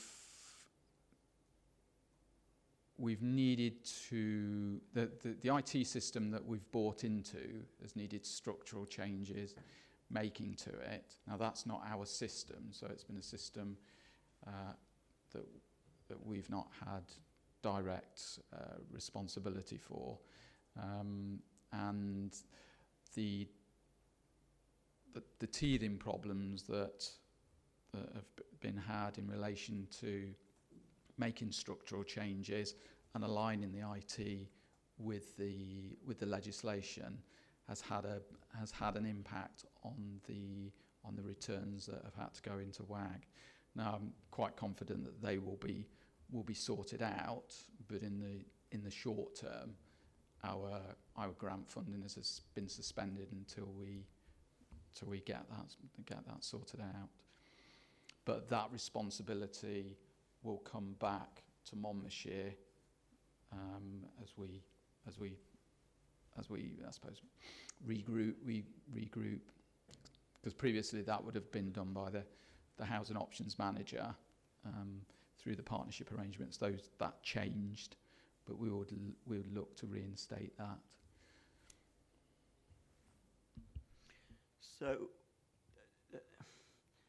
So there were difficulties revealed by the pilot of various sorts that the paper describes and that you've alluded to. There were difficulties in making this work together, and the conclusion seems to be, for a number of reasons, that it would be better at the end of the pilot to say we don't want to continue rather than we do. And that means bringing the service in its pretty much in its entirety back in-house, which I assume we can do physically. I assume will be, to a greater or lesser extent, welcomed by staff. But are there any downsides to bringing it back? Are there any things that we're going to find it difficult to do now that, for all its faults, the pilot did enable us to do? No, I don't think there's any particular gap. I mean, one of the things that we have been able to do, we've been able to have access to Torvines accommodation to accommodate Monmouthshire clients when we've been full, and vice versa, and that flexibility has been helpful. Again, that for me is there's probably no reason why that arrangement couldn't continue. Obviously, I can't make that decision in isolation, but that would be my suggested way forward. I think probably the biggest hurdle in the short term will be around RIT, because we're sharing Torvines system at the moment. One of the options is we could continue with that arrangement, and I would suggest that still needs to be an option on the table.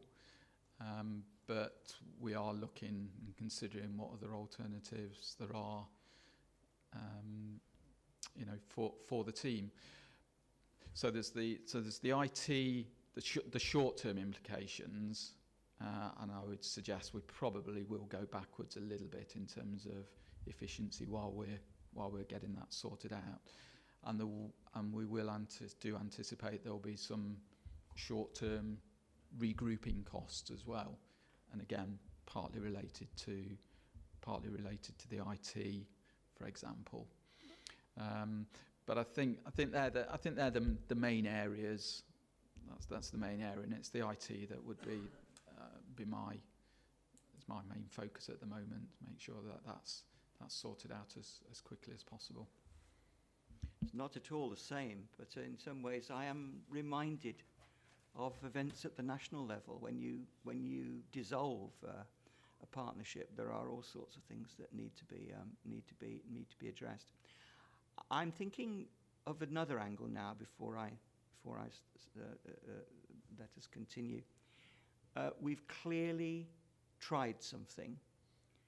We've looked at what happened, and actually we've decided, if you like, to put the thing into reverse, or at least to extricate ourselves. Yes, and that's in many ways, it doesn't matter what the topic is, as it were. It might be housing, it could be something else.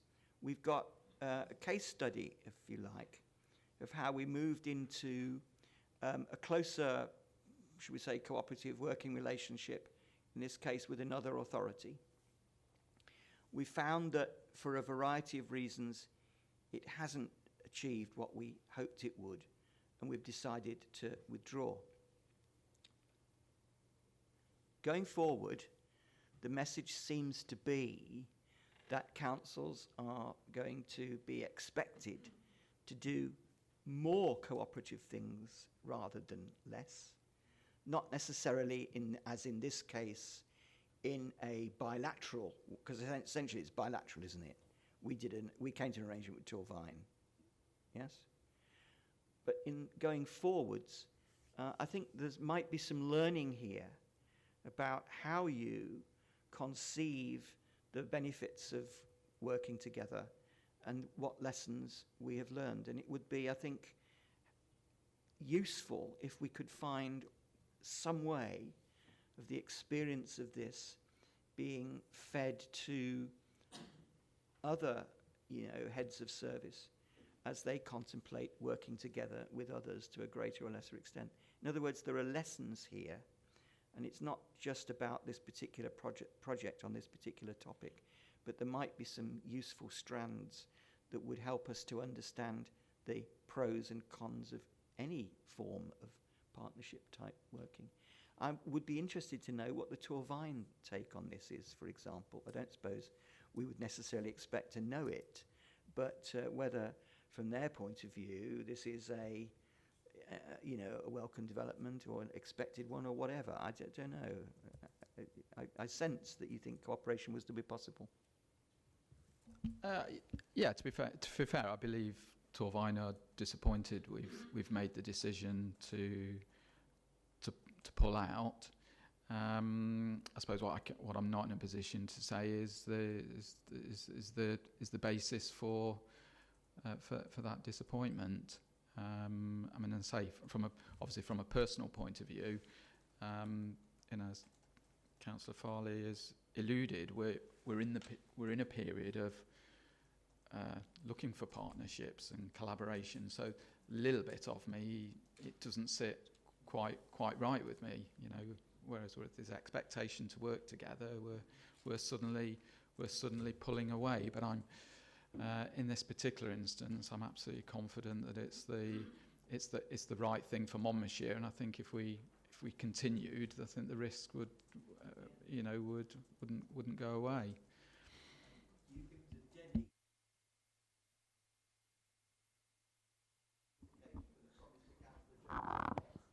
Right, thank you, and thank you again, Ian. I think we are, as you say, all trying to sort of bridge the gap and collaborate on all sorts of things. It's a bit like a good marriage, isn't it? Give and take. It depends what the issue is on the table at the time. And I think perhaps with this sort of department, you've got a lot of personal detail with individuals, which is a very different ballpark to, say, if you're using the snow ploughs from Torvine or vice versa, and refuse collection, all those sort of things. It's very different to so many different individual people of the public. So I think perhaps, yes, we've tried it and it didn't came up to perhaps our expectations of collaboration, but I don't think it doesn't mean for 1 minute that other departments, couldn't flourish doing that. So, I mean, that's my take on perhaps this is why we're going to take this decision today. Thank you, Chair. Councillor Edwards. Councillor Jones.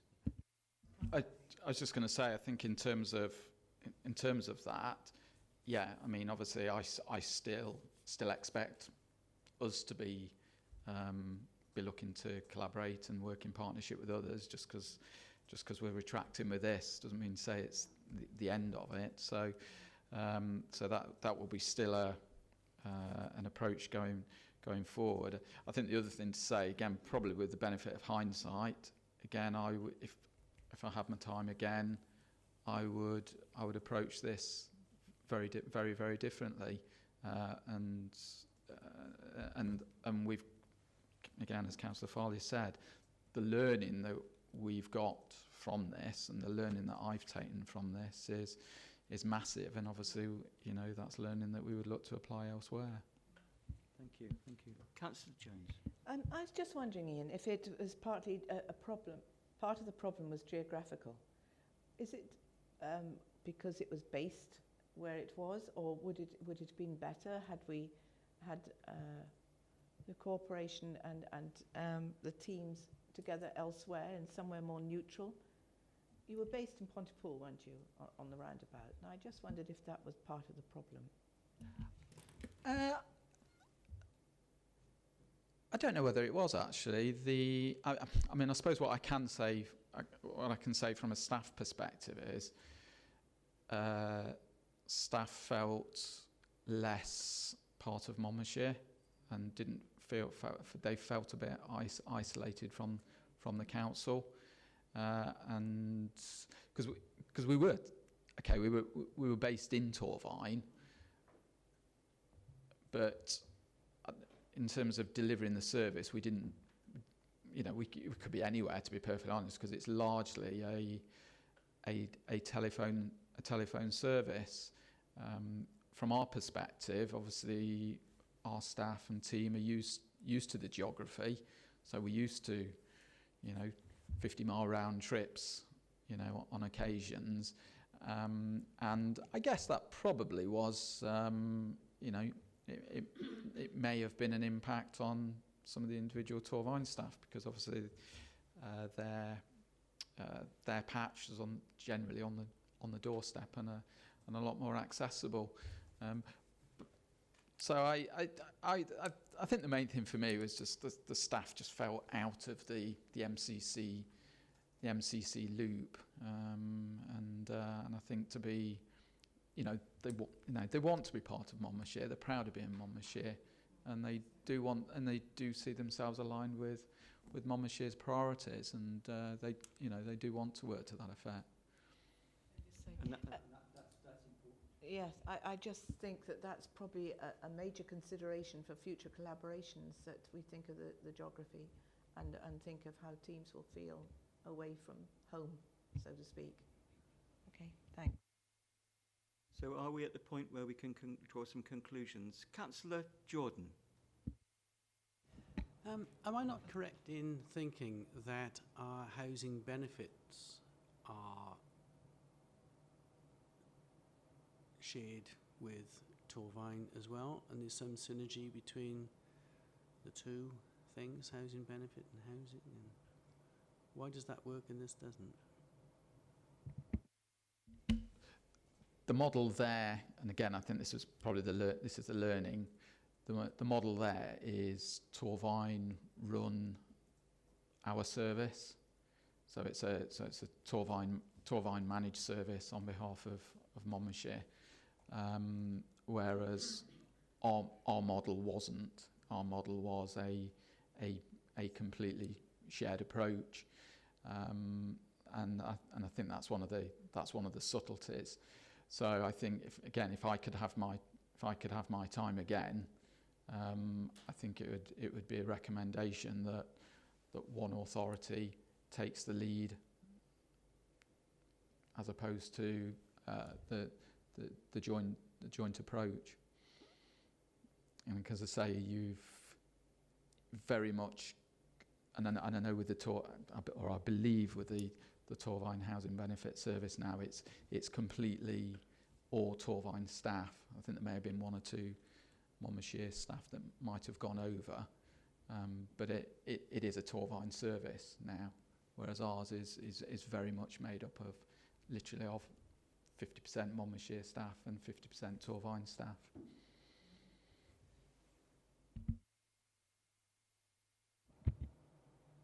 Not that it may be of any benefit. There's an old saying, the worst ship to stay sailing is a partnership. Right, I think we've come to the stage where we need to make a conclusion, and Councillor Jordan is leaving the chamber, having given me notice that this is something that he would have to do at about this time, and thank you very much for that.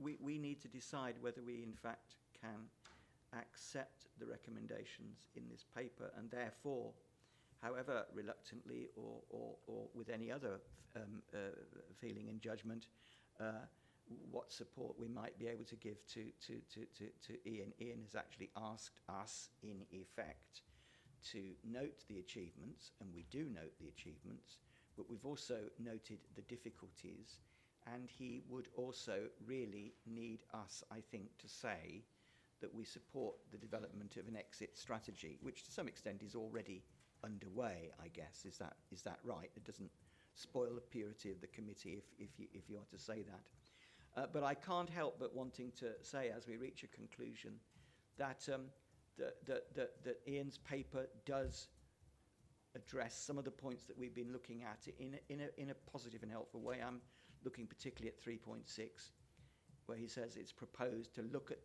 to end the pilot arrangement, yes, and return to the council delivering its own housing solutions service, yes. But it's the next bits that strike me now, after the discussions that we just had. There is a desire, though, to retain the benefits of the pilot, but whilst continuing to be open to opportunities for collaboration. The collaboration in its current format has been extremely insightful in terms of partnership working, and has provided invaluable experience and learning to both re-establish a Monmouthshire-focused service and inform any future partnership working. And I think that's important, if I might say so, because we're only saying this one, in the form in which we did it, hasn't really worked well enough to continue. But that does not mean that we are ruling out joint working in the future. Is that a fair kind of point to make? So I'm going to ask you, members, although the recommendations have been read, I will go back to them. We're asked to consider the achievements. I believe we've done that. We're asked to consider the proposal to end the pilot and withdraw from elements of the Joint Housing Solutions Service that are not delivering added value. I believe we've done that. Do we then agree as a committee, agree in the sense of support Ian in particular, and other officers would be involved as well, but Ian is the focal point, to agree an exit plan with Torvine. Do we actually agree that? Can I have your hands on that? I think that's unanimous. So Ian, thank you. Thank you for sharing this with us.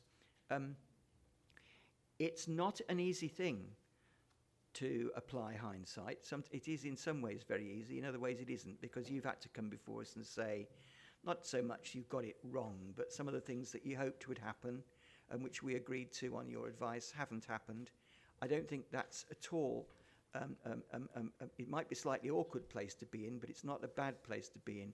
The idea that we can learn from this, that you've learned from this, that we can welcome the service back, as it were, is I think, a source of some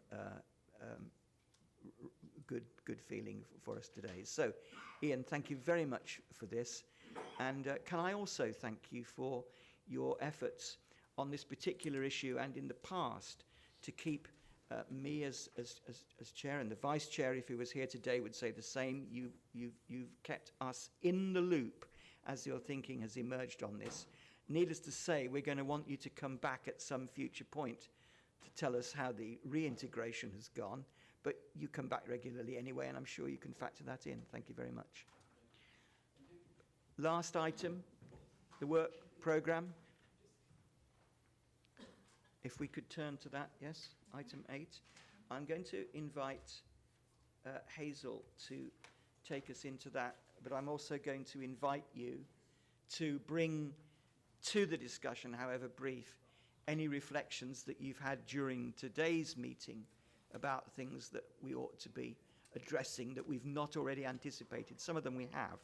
So I'm going to ask Hazel when you're ready to take us into the work programme. Yep. Okay. Thank you very much. Your next meeting is on the 20th of September, and following on from the discussions that you've had today with Ian about sort of financial inclusion, and also following on from the meeting that you had with the CAB where you discussed similar issues, Ian's pointed out to you that we now have a financial inclusion officer, which is a new post based within Ian's team. And although that person's post is to prevent homelessness, they also sort of engage in welfare reform issues and providing advice on debt and budgeting and affordability issues. So we've heard in the past from the RSLs, the landlords that are registered with us, on how they're actually trying to work with people to prevent debt through the housing associations. You've heard from the CAB. So the chair and I thought it might be a good idea for you to hear from the new financial inclusion officer as to what they do here, and how that third sort of part of the service that the chair referred to earlier sort of brings into play. And then you might then want from that to do what the chair has suggested earlier, which is perhaps recommend that they actually sit down together and try and make sure that there isn't duplication in what they're doing, and see if any of their different services can sort of complement each other. But I think that would be the next step after perhaps this suggested item at September, if you're happy with that. The GWISIS report, we would have brought a report on GWISIS today, which is just an ongoing monitoring report, but it wasn't ready for this meeting, so we could put that on to September. And the other issue that's listed in the plan is the CSSIW domiciliary care report. So we've had a sort of an inspection on our domiciliary care service, but that report is actually considering the picture across Wales, not just with Monmouthshire, and because that's a national report, it hasn't actually been published yet, and that's why there's a delay, and it's been slipping down your programme month after month. It's not something that our officers are able to actually expedite. So hopefully we could bring that to you at that point. Just to be aware, the chair and myself are meeting after this committee today with Claire Marchant from Social Services to kind of put together the bones of a future work programme. So we ask Claire to sort of highlight any emerging legislation, any key issues on the horizon that will obviously impact upon our work programme.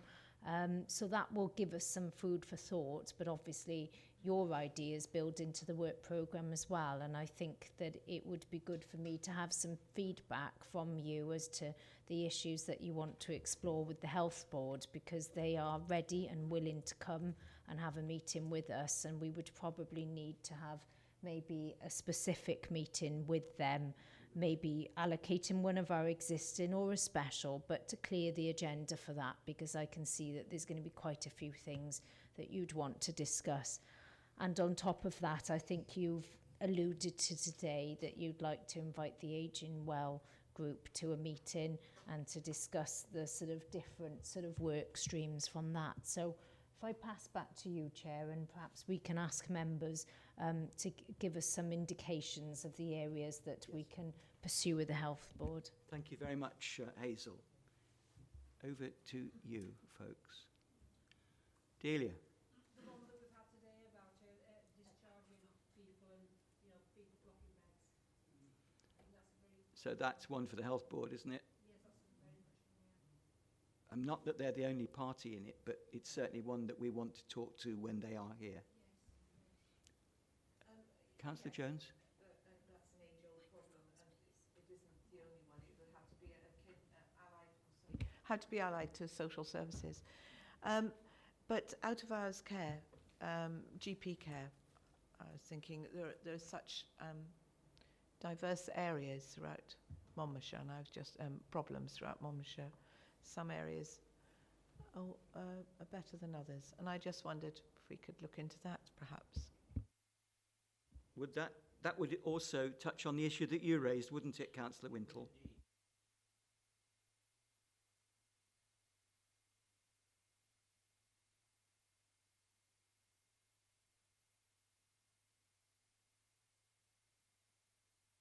Yes, that's right, and I think we would like an update on that. This is the specialist centre project, which doesn't seem to be rushing forwards at the moment.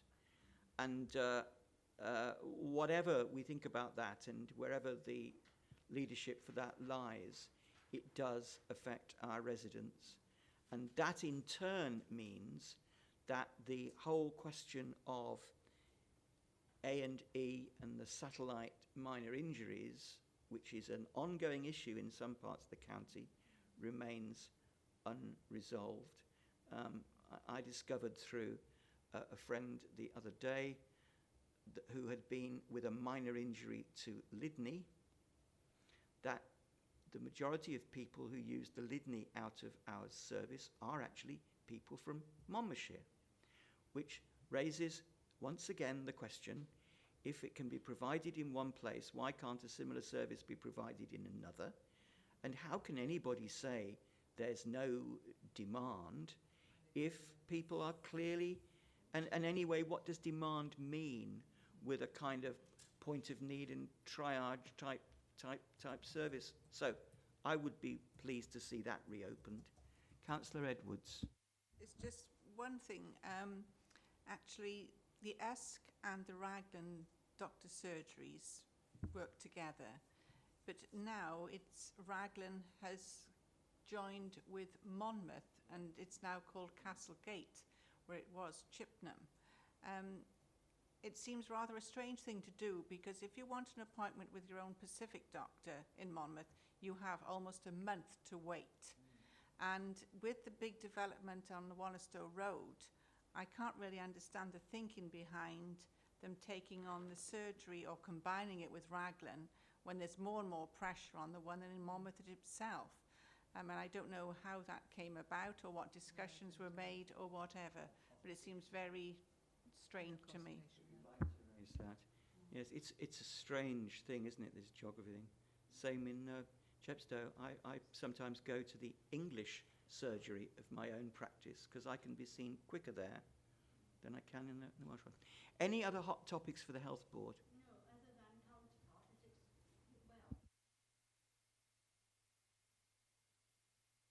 Sorry, is improving itself. So you so you would want an opportunity, Councillor Watts would definitely like an opportunity to reflect on some improvements that are happening. It's not all about criticism, is it, Councillor Watts? A point well made there, I think. Right, any more items for our ongoing work programme? Sorry, Chair, can I just point out that although I'm making that suggestion, my local surgery is excellent, so I have no complaints about it, but it's out of hours care generally. The job of this committee is to look across the county. We may be informed more in some local ways than in others, but it is our job to look across the county. Yes, yes. Last one on this, Councillor Wintle, before I start to draw to a conclusion. Thank you, Chair. Is it possible for us to find out the hours that most GPs are working in Monmouth or Monmouthshire? Well, I think if we're going to ask a question about out of hours, that takes us on to GP services. No, this is not out of hours. This is during the day. Yeah, but you're The into normal- difficult territory because Health Board, of course, doesn't employ them. Well, they have a contract with the Health Board, so the Health Board should. Well, maybe we could go into that, but I mean, I wouldn't. I don't know that it would be terribly helpful to have GPs' hours worked as a specific question. But if we took a general one about, primary care services, GP practices in particular, across the county, including out of hours, would that cover it? And then you can ask what you like. What we need, I think, is a kind of a cover which will give us scope for detail, both that we might want to raise and as it arises. If you'd agree with that would be helpful. That's sort of things. I know that since our, like I said, the merger with Raglan and Monmouth, it is rather more difficult to get to see a doctor. But I don't believe their hours have come up to a weekly rate as yet. And it goes without saying, because it is this committee that is asking those questions, and there are other channels for communication with the Health Board, of which we're not directly a part. There's the Community Health Council, there's we do have representation as a council on their board. These are particularly county-wide issues based on the experience of residents in our wards across the county. I think that's a fair way to put it, isn't it?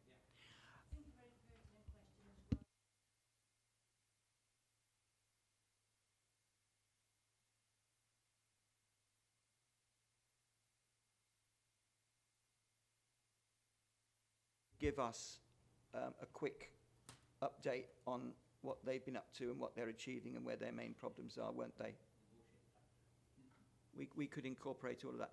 I think what we're going to have to do is ask the committee on this occasion, as we have previously, to give, it'll probably be Hazel and myself, some license, as it were, to negotiate a package of topics with the Health Board. That's what we've done in the past, and that's actually worked very well. Instead of just sending an invite, we actually go and work up the agenda with them. Well, it's 12:30, and I would like to bring this meeting to a conclusion by thanking everyone for their contributions this morning. As always, of course, thanking Hazel and Nicola for all the work that they put into these meetings. And I look forward to seeing you at the next one, which is on 20th of September. Okay? Apologies from Councillor Edwards. Thank you very much.